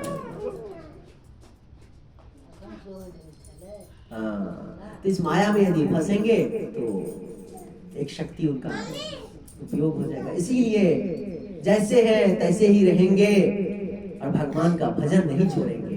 फिर समय आने पर ऋषभ देव जी अपना शरीर को त्यागते हैं। अब भरत जी को राजगद्दी पे, भरत जी महाराज आज बहुत अच्छे से राज कर रहे हैं। समय की समय 5 मिनट आगे 6:30 आज भरत जी महाराज जो है बड़े अच्छे से आनंद से भगवान का भजन कीर्तन करते हैं, राज्य चला रहे हैं। राज्य चलाने के बाद भरत जी को लगा कि अब मेरा भी समय आ गया है वनप्रस्थ हो जाना। तो देखिए हर राजा, ऋषभ देव महाराज भी वनप्रस्थ हो गए हैं अपना एक समय आने के बाद। तो इसीलिए हमें आपको भी अपने एक समय होने के बाद, एक उम्र होने के बाद जरूर भगवान के धाम जाना चाहिए, वृंदावन धाम आना चाहिए। वृंदावन धाम तो वैसे राधा रानी का कृपा होगा तभी धाम मिलेगा, लेकिन हमें कोशिश तो करना है। कोशिश तो करना है कि वनप्रस्थ न जा करके कम से कम वृंदावन धाम, मथुरा धाम, अयोध्या धाम में जाकर के अपना जीवन व्यतीत करें। तो आज जब भरत जी वनप्रस्थ हो जाते हैं तो खूब भजन भक्ति करते रहते हैं, खूब अपना माला झोली लेकर के जाते हैं, लेकिन आज उनको एक मृग की लालसा में फंस जाते हैं। देखते हैं कि एक नदी है, नदी के किनारे एक मृग जो है, गर्भवती मृग इधर से इस पार से उस पार जाती रहती है, लेकिन सिंह का दहाड़ सुन करके मृग वो पानी में कूद जाती है, उसका वहीं पे गर्भ गिर जाता है और वहीं पे वो प्राणांत हो जाती है। भरत जी महाराज सब देख रहे हैं। भरत जी महाराज उनको बड़ा दया आ जाता है। दया करी तो आफत आई, दया बिनु संत कसाई। तो दया करी तो अभी आफत आ गई इनके ऊपर, नहीं दया करे तो कसाई बन जाती। तो आज भरत जी महाराज जाकर के उस नदी से उस मृग के बच्चे को निकालते हैं बाहर, उनको लाल प्यार देते हैं। लाल प्यार देते देते इतना प्रेम मग्न हो जाते हैं कि धीरे धीरे उनका मंत्र जाप करना सब भी कम हो गया। जो 16 माला, 32 माला, 64 माला करते थे वो 1-2 माला भी होना बंद हो गया और उस मृग के बच्चे पे, हिरण के बच्चे पे ही अपना मन बिठाने लगे। एक दिन भगवान ने, देखिए भगवान सबको सार्थक सही रास्ता देते हैं। एक ना एक बार किसी तरह से कोशिश करते हैं कि हमारे शरणागत हो जाए। एक बार आंधी तूफान आया और उस मृग का बच्चा जो है आंधी तूफान में, भगवान का एक लीला था, वो गुम हो गया। लेकिन गुम इसलिए हुआ, भगवान चाहते थे कि भरत जी फिर से अपने पूजा पाठ, अपने सत्कर्मों में, अपने भक्ति में लग जाएं। लेकिन उनको तो मृग से प्रेम था, उस हिरण के बच्चे से प्रेम हो गया था, लालसा था। मेरा बेटा है, मेरा पुत्र है, मेरा संतान है। राज्य को छोड़ करके आ गए, लेकिन इस मृग के, हिरण में उनका लालसा बैठ गया, आसक्ति बढ़ गई। तो आज चारों तरफ घूम रहे हैं कि मेरा बच्चा किधर गया। चंद्रमा से पूछते हैं, वृक्ष से पूछते हैं, फिर भगवान को नहीं रहा गया। तो कहते हैं ये मृग के बिना नहीं रह सकता है, तो चलो इसको फिर से मृग वापस आ जाए। वापस आ गया, फिर उसके लाड़ प्यार करने लगे। काल की जो कन्या है, बुढ़ापा, मृत्यु, ज्वर, वो तो किसी को नहीं छोड़ती है, वो तो समय आने पे आएगा ही आएगा। वो बुढ़ापा आया, मृत्यु का समय हुआ, उनकी आंखों से आंसू बह रहा है कि देखो मेरा बच्चा कैसे रहेगा, ये हिरण कैसे रहेगा मेरे बिना, कौन इसको खिलाएगा पिलाएगा। उन्होंने अपने शरीर को त्याग दिया। और जब शरीर को त्यागते हैं तो ये भरत जी को एक हिरण के रूप में ही जन्म होता है। लेकिन भक्ति का ऐसा प्रभाव था कि उन्हें सब भक्ति याद था कि भगवान के शरण में हिरण होने के बावजूद भी उन्हें याद है कि हमें भगवान की भक्ति करनी है, भजन कीर्तन करनी है। तो आज हिरण जो है एक पर्वत पर ही अपना पूरा जीवन बिता दिया और भगवान का इंतजार में, काल का इंतजार करने लगी कि जब काल आएगा मुझे क्योंकि पशु तो भगवान के भजन नहीं कर सकता है, पशु तो कीर्तन भजन नहीं कुछ कर सकता है। इसके लिए आज मुझे काल का इंतजार कर रहे हैं कि जब मेरी मृत्यु हो और फिर से मुझे यदि मनुष्य रूप में जन्म हो तो मुझे भक्ति करने का मौका मिले। तो वही समय का इंतजार खत्म हुआ। आज हिरण भी अपना शरीर त्यागते हैं और आ जाते हैं एक ब्राह्मण के घर में जन्म लेते हैं। जब ब्राह्मण के घर में जन्म लेते हैं तो इनके पिता इनको खूब पढ़ाते हैं, लिखाते हैं, बाकी के पुत्रों की तरह इसको भी स्कूल भेजते हैं, विद्यालय गुरुकुल भेजते हैं, लेकिन कुछ नहीं पढ़ता। 6 महीने तक गायत्री मंत्र शिक्षा देते हैं, कुछ नहीं सीखता है। क्यों नहीं सीखता है? इसलिए नहीं सीखता है कि पिछले जन्म मैंने एक हिरण से मोह हो गया तो मुझे हिरण में जन्म लेना पड़ा और हिरण के बाद फिर मुझे ये शरीर मिला है। तो इस शरीर से मैं किसी मोह में नहीं फंसना चाहता हूँ। यदि मुझे बुद्धि हो गया, ज्ञान हो गया तो मैं किसी न किसी कर्म बंधन में फंस जाऊंगा। तो इसीलिए मैं अनपढ़ रहूं, गंवार रहूं, सीधा साधा बन के रहूं। तो आज उनके भाइयों ने उनका जर नाम रख दिया कि जर भरत है, ये जर भरत नाम रख दिया। आज अब उनके भाई कहते हैं कि जाओ तुम खेतों का रक्षा करो।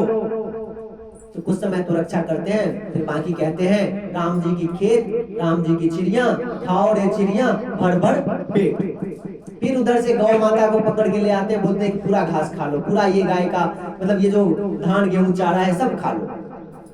इनके भाई लोग इनसे डरते भी हैं, इनसे क्रोध भी पे करते हैं, क्योंकि बर्जर भरत जो है हट्टे काटे लंबे चौड़े हैं, इसकी वजह से इनके भाई लोग डरते हैं। एक दिन इनके भाई ने इनको घर से निकाल दिया। घर से जब निकाल देते हैं तो ऐसे ही वो बैठे हुए हैं। तो यहाँ पे डाकुओं का सरदार देखते हैं। डाकुओं का सरदार जो है वो क्या करते हैं, उन्होंने भद्रकाली से संकल्प किया रहता है कि मेरी मनोकामनाएं पूर्ण हो तो मैं मनुष्य का बलि दूंगा। आज जिस मनुष्य को बलि देने वाले रहते हैं वो बलि भाग गया रहता है, वो मनुष्य भाग जाता है। तो उनके सरदार जो उनके सभा सेना थे, डाकू सरदार के जो सेना थे वो डर जाते हैं कि देखो मनुष्य तो भाग गया, अब किसकी बलि होगी, तो चलो किसी को ढूंढ के लाते हैं। तो आज यही जर भरत जी को लाते हैं। जर भरत जी को बड़े प्रेम से स्नान करवाया गया, अब भद्रकाली के सामने लाया गया। जब भद्रकाली के सामने लाया गया तो माता भद्रकाली देखती, अरे ये जनेऊधारी ब्राह्मण है, इसका बलि देगा। उस मूर्ति से माता काली प्रकट हो गई और जितने भी सेना थे, सरदार चोर डाकू थे, सबको मार करके खत्म। लेकिन निष्काम भक्ति देखिए, अनन्यता देखिए कि माता काली जर भरत के सामने प्रकट हुए हैं, लेकिन जर भरत को कोई फर्क नहीं पड़ता है। अनन्यता इसको कहते हैं, नारायण में अनन्यता। किसी देवी देवता से कोई मोह नहीं, किसी देवी देवता से कुछ मांग नहीं। यदि आज जर भरत माता काली को देख लेते हैं तो उससे कुछ मनोकामनाएं मांग लेते हैं, हो सकता था। इसीलिए उन्होंने अपना नजर ही माता काली से दूर कर लिया। आज जर भरत जी आगे जब बढ़ते हैं तो एक रघुगण राजा है, आज कपिल देव के महाराज भगवान कपिल देव के सत्संग में जाने लगता है। जब कपिल देव भगवान के सत्संग में जाते रहता है तो उनके जो पालकी को ढोने वाला रहता है चारों तरफ, उसमें से एक बीमार हो जाता है। तो कहते हैं आप पालकी को ढोने वाला कौन चाहिए, तो जर भरत को ले आते हैं। जर भरत को एक तरफ पकड़वाते हैं। जब पालकी को आगे बढ़ाया जाता है, जब भी कोई चींटी देखते हैं तो वो खुदक जाते हैं। जब जो ही खुदकते हैं तो रघुगण जो है उनको चोट लग जाता है। तो कहते हैं क्यों रे, तुम्हारे अंदर ताकत नहीं है, कि उछल उछल करके चला रहे हो। तो पालकी के जो 3 सेना थे, पालकी धोने वाले, वो कहते हैं महाराज देखिए ना कि जो नया आया है वो ऐसे कूद जाता है। फिर से ऐसी एक चींटी का रास्ता चींटी देखते हैं, फिर से वो कूद जाते हैं जड़ भरत जी। तो आज इस बार रहुगन को बड़ी तेज से चोट लगी है। रहुगन गुस्सा आया, कहते हैं शरीर से तुम बड़े पतले दिख रहे हो। आज जड़ भरत जी अपना मुंह खोलते हैं। आज तक उन्होंने किसी को कोई संदेश नहीं दिया। आज ये रहुगन कौन है? तो रहुगन ये वही हिरण है जिसके आसक्ति में इनको 3 जन्म लेना पड़ा है। आज इस रहुगन को कहते हैं कि तुम इस संसार में दूसरों से पालकी ढोलवाते हो, पालकी उठवाते हो। तुम राजा हो, तुम्हें पता नहीं है इस संसार का राजा सिर्फ नारायण है। और इस संसार में एक ही कर्म है, नारायण की भक्ति करना। और तुम जो हो दूसरे से करवाते हो। तुमने सही कहा कि मेरा शरीर मोटा या दुबला है, बहुत दुबला है। तो ये मोटा होना दुबला होना जो है शरीर का काम है, कोई आत्मा का काम नहीं है। रहुगन आज पालकी से कूद निकला, कहता है हे भगवान, कहीं कपिल देव या दत्तात्रेय जी आप ही तो नहीं है। जड़ भरत जी के कंधे पे जनेऊ देख करके और घबरा जाता है। कहते हैं कि जनेऊधारी ब्राह्मण जो है कहीं कपिल देव तो नहीं है जिनके सत्संग में मैं जा रहा हूँ। बहुत तरह का जवाब सवाल करते हैं और उनको सही सही बहुत सुंदर से प्रेम से जवाब मिलता है। तो रहुगन कहते हैं महाराज मुझे एक बात बताइए, ये जो शरीर पे चोट लगता है, ये शरीर पे जो मोटा होता है, पतला होता है, तो कुछ ना कुछ आत्मा के ऊपर भी जरूर पड़ता होगा। तो कहते हैं आज जड़ भरत जी, हे राजा तुम जो हो तो बुद्धिमान, लेकिन राजा हो लेकिन बेवकूफों वाली बातें करते हो। तो सुनो, उपदेश देना शुरू किए। जब तुम खीर बनाते हो और खीर में एक पत्थर डाल दोगे तो क्या पत्थर पे कुछ असर होगा? उसी प्रकार से ये आत्मा है, इस शरीर का मोटा होना, दुबला होना, पतला होना है, लेकिन ये आत्मा पे कोई फर्क नहीं पड़ता है। आज रहुगन को बहुत सुंदर उपदेश दिए हैं। आज फिर उसके बाद जड़ भरत जी अपना शरीर त्यागते हैं, भगवान के धाम जाते हैं। आज रहुगन भी जड़ भरत के सत्संग में अपना शरीर त्याग करके भगवान के धाम को जाते हैं। तो इस संसार में सबसे बड़ा चीज है सत्संग, सत्संग। सत्य की संग करना ही चाहिए, तभी हमारा जीवन धन्य होगा। और ये संसार में सत्य क्या है? भगवान कृष्ण का परम नाम, भगवान कृष्ण का परम लीला, उनका ही सत्संग करना चाहिए। उनके ही नामों का सत्संग हो, भजन हो, कीर्तन हो। नहीं कि हमारी बहू ने ऐसा कर दिया, आज खाना नहीं दिया, और हमारी सास ने आज खाना तो हमने दिया था तो उनको अच्छा नहीं लगा। नहीं कि इस टाइप का सत्संग हो, माताओं का होता है।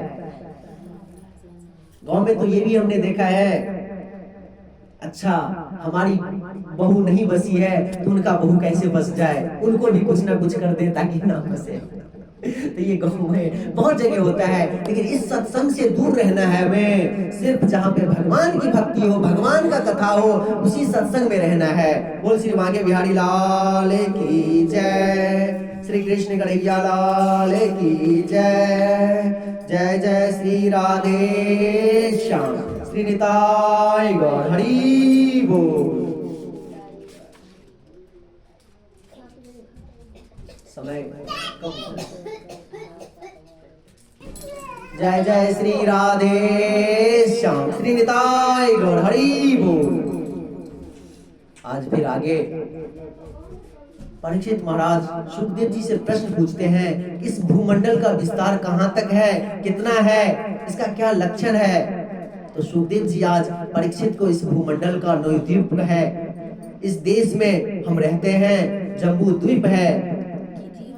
इस जम्बू द्वीप में 9 हजार योजन विस्तार वाले इलाहावर्त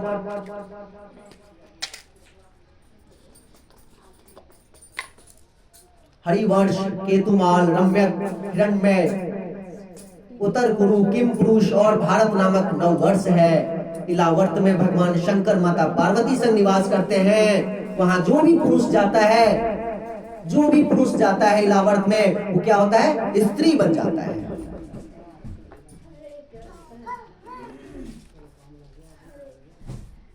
और हमारे 90 वर्ष में मत्स्य रूप में भगवान, हिरण्मय वर्ष में कक्षक रूप में, उत्तर कुरु वर्ष में वराह रूप में और किम पुरुष वर्ष में मर्यादा पुरुषोत्तम भगवान श्री राम के रूप में निवास करते हैं। और हमारे भारत वर्ष में भगवान नर नारायण के रूप में निवास करते हैं।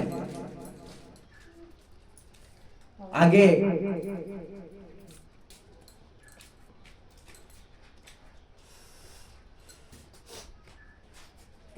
प्रश्न पूछते हैं परीक्षित महाराज कि ऐसा कौन सा साधना है, ऐसा कौन सा पवित्र कर्म है जो हमें करने पर इस भारत वर्ष में जन्म होता है। तो भगवान नारायण कहते हैं, ये भगवान नारायण का जो कथा है भारत वर्ष में ही मिलता है। नारायण जो है स्वयं प्रकट होते हैं, अवतार लेते हैं भारत वर्ष में ही अवतार लेते हैं। तो एक कवि प्रसाद जी कहते हैं, जो भरा नहीं है भावों से, बहती जिसमें रसधार नहीं, वह हृदय नहीं वह पत्थर है, जिसमें 100 देश का प्यार नहीं। वृक्षों में चंदन बड़ा, नागों में जैसे शेष, नदियों में गंगा बड़ी और देशों में भारत देश। बोलिए भारत भूमि की इच्छा है। आज परीक्षित महाराज सुखदेव जी से प्रश्न पूछते हैं, प्रभु नरक नाम के लोग इसी त्रिलोकी में हैं अथवा कितनी संख्या है, जरा विस्तार से बताइए। तो सुखदेव जी आज परीक्षित को नरक नाम के लोग इसी त्रिलोकी के दक्षिण दिशा में है, उनकी विशेष संख्या जो है 28 है। ये सब मिलकर के 28 नरक हैं। जो मनुष्य दूसरों का धन संतान स्त्रियों का हरण करता है, वो ताम्रिश नामक नरक में जाता है। वहां यमदूत उसे भूखा प्यासा रखते हैं, कोड़ों से पीटते हैं, अनेक प्रकार का भय देते हैं। जो मांस भक्षण करता है, पशु पक्षी का वध करता है, वह कुंभी पाक नरक में जाता है। वहां यमदूत उसे खौलते हुए तेल में डाल देते हैं। अनेक प्रकार को नरकों का जब विस्तार से वर्णन किया तो आज परीक्षित महाराज का मन जो है बहुत घबराने लगा। तो परीक्षित महाराज का मन घबराने लगा। तो आज परीक्षित महाराज कहते हैं, भगवान ये मनुष्य जो है किसी न किसी कुछ ना कुछ तो ऐसा कर्म करता है कि उससे कर्म बंधन में फंस जाता है, कोई ना कोई पाप तो हो ही जाता है। तो उसका क्या उपाय है? तो आज सुखदेव जी कहते हैं कि तुम घबराओ नहीं। संतों के द्वारा एक बड़ा सुंदर इतिहास है, अजामिल उपाख्यान। तो आज अजामिल उपाख्यान के बारे में उपदेश देते हैं और कहते हैं कि अजामिल जो है बहुत ही माता पिता का आज्ञाकारी संतान था। बचपन में भगवान के प्रति बड़े प्रेम रखता था, लेकिन दृष्टि उसकी नजर जो है वैश्यावृत्ति पे चले गया, तो वैश्यावृत्ति को ही भाने लगा। इसीलिए हम आप जो देखते हैं वही हमारे आपके संस्कार हो जाते हैं। आजकल के जो बच्चे मोबाइल पे देखते हैं, गलत वीडियो वगैरह जो देखते हैं, उसी से उनका संस्कार खराब होता है, उसी से उनका परिवेश जो है खराब होता है।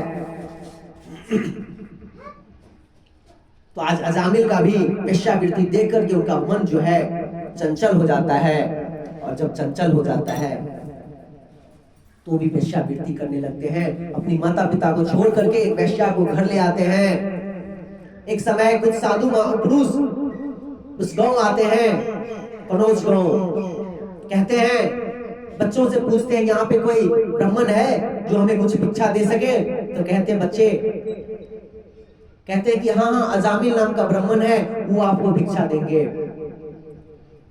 साधु समझे कि बच्चा है तो सही बोला होगा कि अजामिल भक्त है। अब आते हैं दरबार पे, कहते हैं अजामिल भक्त है क्या, अजामिल भक्त है क्या। तो उनकी पत्नी जो वैश्या थी वो कहती है भैया कौन आ गया अजामिल भक्त कहने वाला। आज जब बाहर निकलते हैं तो 4-5 साधु देखते हैं, कहते हैं महाराज अजामिल कोई भक्त नहीं है, जल्दी से भाग जाओ यहाँ से, ये तो आपके हाथ में जो थैला वैला है वो भी छीन लेगा। तो कहते नहीं नहीं, आज यदि मैं आ गया हूँ, पैर मैंने रखा है कदम, तो आज अजामिल भक्त से मिलके ही जाऊंगा। रात में अजामिल भक्त आते हैं, लेकिन अजामिल अपनी पत्नी से बहुत डरता है। तो पत्नी के इशारे करने पर पहले तो दौड़ करके निकलता है कि भक्त हमारे घर पे क्यों आए, ये साधु महात्मा बूढ़े लोग, भिखारी लोग। लेकिन उसकी पत्नी ने उनको इशारा किया कि रहने दो। तो आज रात में रहते हैं और जब सुबह निकलने लगते हैं तो कहते हैं मुझे कुछ चाहिए। तो अजामिल कहता है कि आज तक जो तुम्हारे हाथ में पूरे रात भर में जो चावल दाल आटा थैला वगैरह है वो कम है क्या, जो मुझसे कुछ लेने वाले हो वो भी लूट लूंगा, मार पीट के भगा दूंगा, भागो यहाँ से। तो कहते मैं आ गया तो कुछ मांग के ही जाऊंगा, या तो कुछ दे करके ही जाऊंगा। तो तुम वचन दो कि तुम मुझे दोगे। तो कहते मैं कुछ नहीं दूंगा। तो उसकी पत्नी कहती है ठीक है मुझे बताइए साधु महाराज क्या चाहिए आपको, मैं वचन देती हूँ कि मैं आपको दूंगी। तो कहते हैं आपका जो अब कोई संतान हो उसका नाम नारायण रख देना। कहते हैं ठीक है, ऐसी बात तो ठीक है। तो अब उम्र घट जाने 80-85 की उम्र में अजामिल को एक संतान हुआ। 9 संतान तो पहले थे, 8 संतान पहले थे, एक अंतिम संतान। उम्र ढलने के बाद जब संतान होता है तो बड़ा प्यारा होता है, छोटे संतान तो वैसे भी प्यारे होते हैं। उसका नाम नारायण रख दिया। तो नारायण के साथ उठना, नारायण के साथ बैठना, नारायण के साथ खाना रहता है, लगा रहता है। नारायण नारायण हमेशा करते रहते हैं। एक दिन देखता है अजामिल, काल का समय आता है, अजामिल देखता है कि कुछ यमदूत हैं, बड़े बड़े आंखें, बड़े बड़े नाखून, रस्सी लेकर के मुझे बांधने के लिए आया। अजामिल जो है डर के मारे नारायण नारायण जल्दी बचाओ मुझे, ऐसा बोलता है। तो नारायण अपने दूत को कहते हैं जाओ मेरा भक्त अजामिल मुझे पुकार रहा है, उसे लेकर के आओ। जब ऐसे कहते हैं नारायण तो पार्षद कहते हैं भगवान अजामिल तो महापापी है, वो तो वेश्यावृत्ति करता है, वो जो है बहुत पापी है, वो आपका भक्त नहीं है। तो कहता है अभी तो मेरा नाम लिया ना। कहते आपका नाम नहीं लिया, वो अपने बेटे का नाम लिया। तो कहते हैं नारायण पहले कौन है, उसका बेटा है या मैं हूँ। तो कहते हैं नारायण तो आप हैं। फिर आज भगवान नारायण ने अपने पार्षदों को भेज दिया और पार्षदों को भेजने के बाद आज यम के जो पार्षद थे, यमराज लोग भगवान के पार्षद थे, आपस में लड़ फिरे और भगवान के पार्षद उनको भगा दिया, यमराज को भगा दिया। यमराज यम के दूत यमराज के पास गया और रस्सी वसी छोड़ दिया। कहा प्रभु हमें बताइए कि आपके जैसे कितने शासक हैं इस संसार में। तो कहते हैं मेरे जैसे तो एक ही हैं, बात तो बताओ क्या है। तो बोलते हैं, कहते हैं कि अजामिल ऐसा पापी को मैं लाने गया था, लेकिन कुछ लोग वहां पे थे, 4 लोग वो हमें मार करके भगाए। तो बोले कौन थे वो चारों, कैसा था रूप। तो कहते हैं पीताम्बरी धारण किए, मस्तक पे चंदन लगाए थे, गले में तुलसी माला धारण किए हुए थे। अरे अरे बाप रे, तुम्हारा तो नसीब बहुत भाग्य अच्छा है, तुमने भगवान नारायण के पार्षदों का दर्शन कर लिया, तुम्हारा नसीब बहुत अच्छा है। काश मैं गया होता और उनके पार्षदों को दर्शन करता। तो सुनो, आज के बाद तुलसी माला धारण किए, चंदन तिलक धारण किए और जिनके मुख से नारायण नारायण, राधा राधा, कृष्ण कृष्ण भगवान का नाम निकलता हो, उससे दूर रहना। ये तो आज तो मार के भगाया है, कल आने भी नहीं देगा तुमको यहाँ पे। ऐसी बात है। आज इधर अजामिल जो है सोचने लगा कि मैं बड़ा पापी हूँ, आज यदि वो सुंदर वस्त्र धारण किए, पीताम्बर धारण किए नहीं आए होते तो मुझे तो बांध करके ले जाता, गले में घिसते हुए, रस्सी बांधते हुए, कुछ ना कुछ करना पड़ेगा, मैं बहुत पापी हूँ। आज अफसोस होने लगा, भगवान से विनय करने लगा, विनती करने लगा, मेरी गलती माफ करो। शरणागत हो गया भगवान का, और शरणागत होकर के हरिद्वार धाम आता है। गंगा के किनारे भगवान नारायण का ध्यान करते हुए, भजन करते हुए अपने शरीर को छोड़ता है। तो इसीलिए कहा गया है, कितने भी पापी है, कितना भी पाप करता है, तुलसी माला धारण है, चंदन धारण है, भगवान का नाम, कोई भी नाम में प्रेम है उसको, किसी भी नाम से प्रेम, नारायण नारायण, कृष्ण कृष्ण, राधा राधा, राम राम, सीता सीता, कोई भी नाम से प्रेम हो तो जपते रहना चाहिए। और ये भक्ति जो है बुढ़ापे का काम नहीं है, ये भक्ति जो है बचपन से ही काम है। जब बचपन में रटोगे राम राम तो बचपन में भी राम राम ही मुंह से निकलेगा। जब बचपन में रटोगे इधर उधर की बातें तो बचपन में भी उधर इधर की बातें ही रटेगा, मुंह से निकलेगा। इसीलिए राम राम, कृष्ण कृष्ण, राधा राधा रटते रहो, हरे कृष्ण महामंत्र जाप करते रहो, जीवन को धन्य धन्य करते रहो।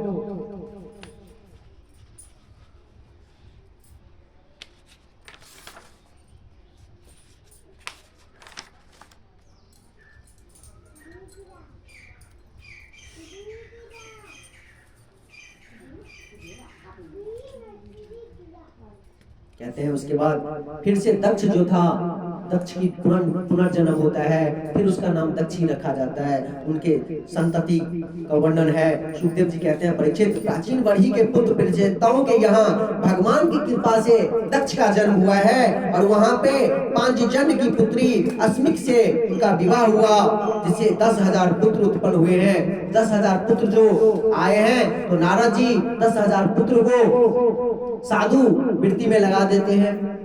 तो दक्ष फिर से 10,000 पुत्र उत्पन्न करता है। तो फिर से नारद जी आते हैं और उनको फिर से बोलते हैं, अपने बड़े भाई, छोटे भाई का कर्तव्य है कि बड़े भाई की राहों पे चलना, तो तुम फिर से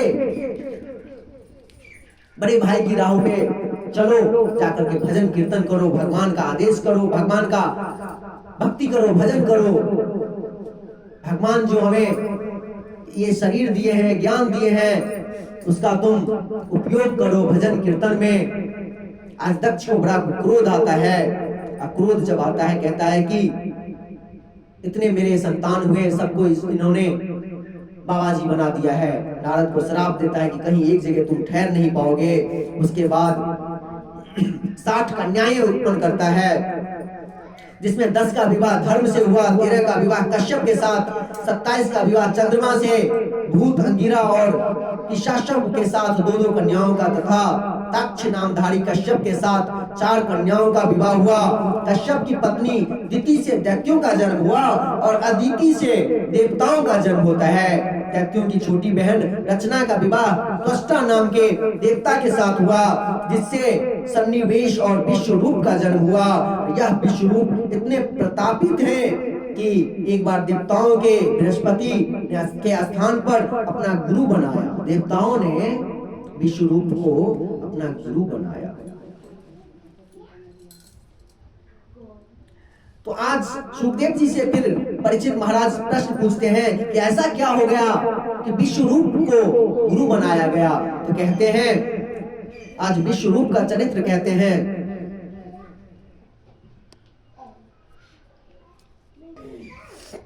राधा रानी की जय, राधा रानी सरकार की जय। तो विश्वरूप का चरित्र आता है। भगवान ब्राह्मण विद्वान, भगवान के भक्त और संत महात्माओं को कभी भी संत महात्मा आए, ब्राह्मण आए, विद्वान आए, उनको देख करके यदि आप खड़ा नहीं होते हैं, खड़े नहीं होते हैं, तो आपका दुर्भाग्य है। तो एक समय इंद्र जो है अपने सभा में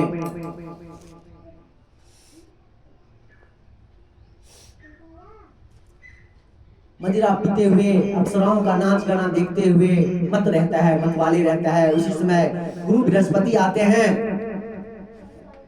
गुरु बृहस्पति आते हैं, लेकिन इंद्र गुरु बृहस्पति को इग्नोर कर देते हैं, अपने मतवालों में लगे रहते हैं, अप्सरा नाचों में, डांसों में, नृत्य में लगे रहते हैं, मदिरा पीते रहते हैं। तो आज बृहस्पति देव को बहुत क्रोध आया, और बृहस्पति देव ने इंद्र को श्राप दिया कि तुम जल्दी ही क्षयहीन हो जाओगे, अपने राज्य से दूर हो जाओगे। जब दैत्यों को ये बात पता चला तो इंद्र के ऊपर शासन करने लगे, स्वर्ग के ऊपर, स्वर्ग में आकर के शासन करने लगे। इंद्र कहीं छुप के भाग गया। तो आज सब नारायण के पास गए और नारायण ने कहा आप जाओ विश्वरूप के पास, और विश्वरूप के पास जाकर के विश्वरूप को अपना गुरु बनाओ और यज्ञ करवाओ, उसी से तुम्हारी शांति होगी, तुम्हें सुख मिलेगा, तुम्हें तुम्हारा अपना राज्य जो है वापस होगा। आज सब देवता मिलकर के विश्वरूप के पास गए, विश्वरूप को अपने सब बात बताते हैं। तो कहते हैं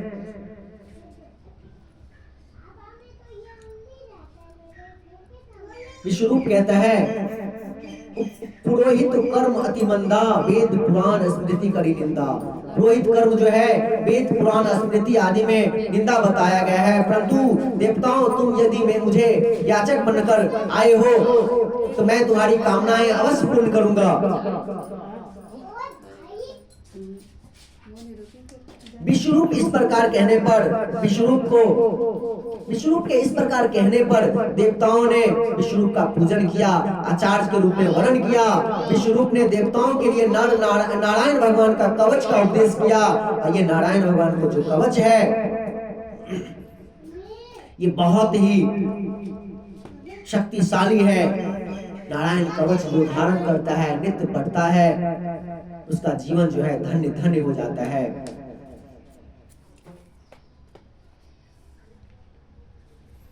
ये कवच में तनिक भी संदेह नहीं है कि पूर्व काल में एक कौशिक गोत्रीय ब्राह्मण इस नारायण कवच को धारण करके मृत्यु को प्राप्त कर लिया, और इसके स्थान पर उनकी अस्थियां पड़ी थी।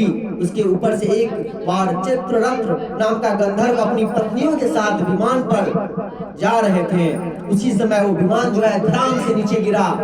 धड़ाम से जो नीचे गिरता है तो बड़ा आश्चर्य लगता है। फिर उन्होंने बालखल्य ऋषि के पास पहुंचते हैं, और ऋषि के द्वारा समझते हैं कि ये नारायण कवच पहनने से ऐसा हुआ है। तो उसके बाद उन्होंने चित्ररथ ने, गंधर्व ने जब यह सुना तो अस्थियों को सरस्वती नदी में प्रवाहित किया और आगे की यात्रा की। तो देवराज इंद्र ने इस प्रकार नारायण कवच की महिमा सुना तो धारण किया और दैत्यों पर विजय प्राप्त कर पुनः स्वर्ग को प्राप्त कर लिया। लेकिन एक दिन देवराज इंद्र ने देखा विश्वरूप जो है प्रत्यक्ष रूप से देवताओं को आहुति देता है, अप्रत्यक्ष रूप से दैत्यों को आहुति देता है। तो ये चीज देख करके इंद्र को क्रोध आया और विश्वरूप को वहीं पे हत्या कर देता है। विश्वरूप को जब हत्या करता है तो उसे ब्रह्म हत्या का पाप लगता है, और ये ब्रह्म हत्या इंद्र जो है 4 भागों में बांट देता है, पृथ्वी को, जल को, वृक्ष को और स्त्री को। तो विश्वरूप के वध का समाचार जब उनके पिता ने सुना तो क्रोधित हो गए और इंद्र की मृत्यु के लिए यज्ञ करने लगे। परंतु यज्ञ में जो मंत्र बोल रहे थे, इंद्र शत्रु विधर्षु माचिरम जहि विध्वस्वरम, इंद्र शब्द इंद्र को मारने के लिए जो मंत्र पढ़ रहे थे, तो मंत्र की अशुद्धि हो जाने की वजह से इंद्र के हाथ मारे जाने वाले पुत्र उत्पन्न हो, ऐसा उन्होंने कर दिया मंत्रों की अशुद्धि के लिए। आज वही यज्ञ से वृत्तासुर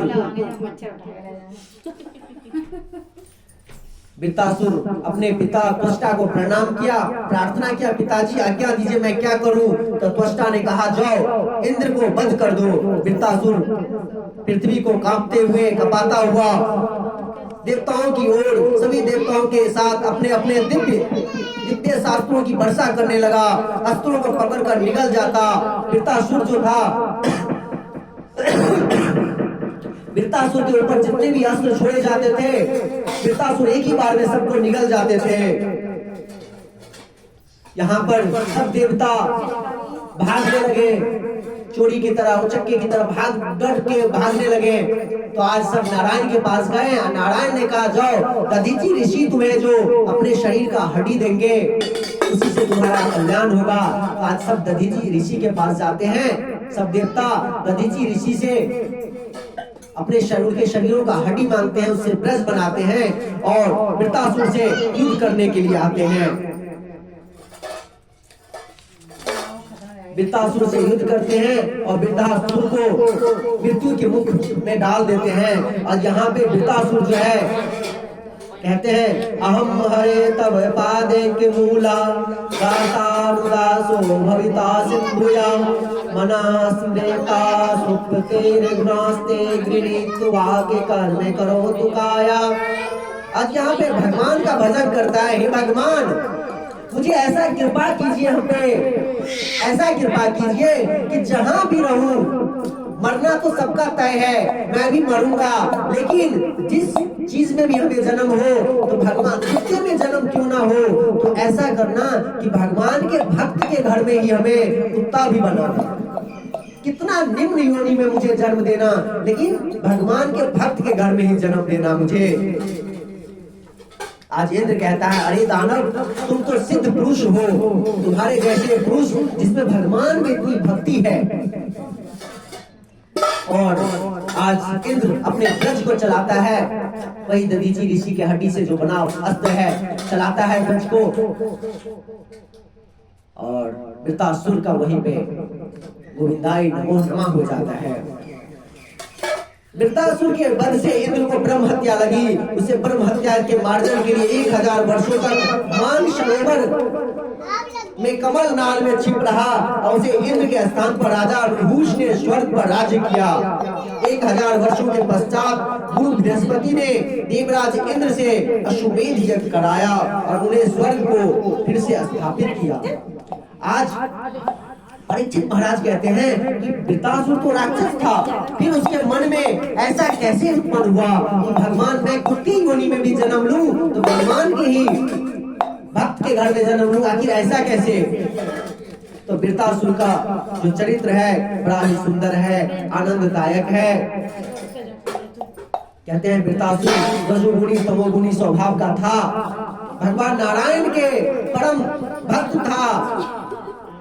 एक दिन सूरसेन देश के राजा चित्रकेतु चक्रवर्ती सम्राट थे, उनके 1 करोड़ रानियां थी, परंतु संतान नहीं थी। उन्हें नारद के कृपा से, नारद के उपदेश से एक संतान हुआ और वो संतान जो है उनके जो 1 करोड़ रानियां थी उसमें से बड़ी रानी के छोड़ करके बाकी सब रानियों ने मिलकर के उस संतान को मार दिया। तो चित्रकेतु बड़ा उदास हो गया। फिर से नारद जी आए और उसे ज्ञान दिए, उपदेश दिए और फिर उन्होंने उनको मंत्र दिया, चतुर्भुज मंत्र प्रदान किया। ओम नमस्तुभ्यं भगवते वासुदेवाय धीमहि प्रद्युम्नाय निरुद्धाय नमः संकर्षणाय च। इससे 7 दिनों का अनुष्ठान किया। अनुष्ठान करने के बाद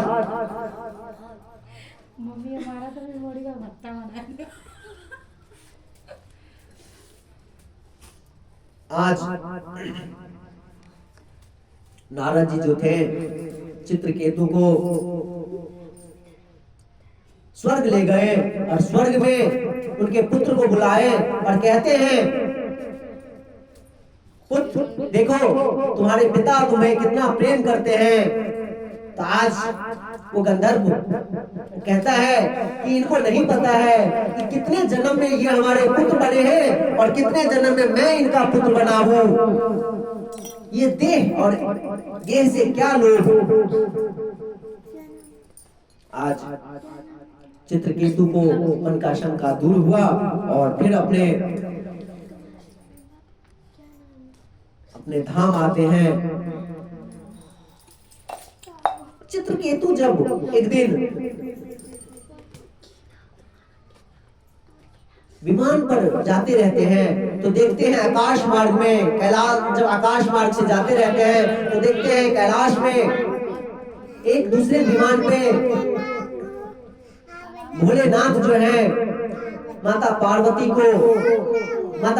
के गोद में बैठे हैं। तो ये देख करके चित्रकेतु के मन में शंका होता है ये कैसे भोलेनाथ हैं। जो नग्न अवस्था में माता पार्वती के ऊपर बैठे हैं। तो वैसे भोलेनाथ तो अपने भक्तों को उनके हित अनहित जो भी करे उनको माफ कर देते हैं, लेकिन माता पार्वती ने उनको श्राप दे दिया कि तुम गलत सोच के हो, दानव सोच के हो, जाओ दानव बन जाओ। इस वही चित्रकेतु आज वृत्तासुर के रूप में प्रकट हुआ है। बोल श्री बांके बिहारी लाल की जय। आज वरुण गणों की उत्पत्ति हुई है, जो दिति के पुत्र हैं 49, हिरणाक्ष और हिरण्यकशिपु के अलावा 49 पुत्र और हैं जो वरुण कहलाए हैं।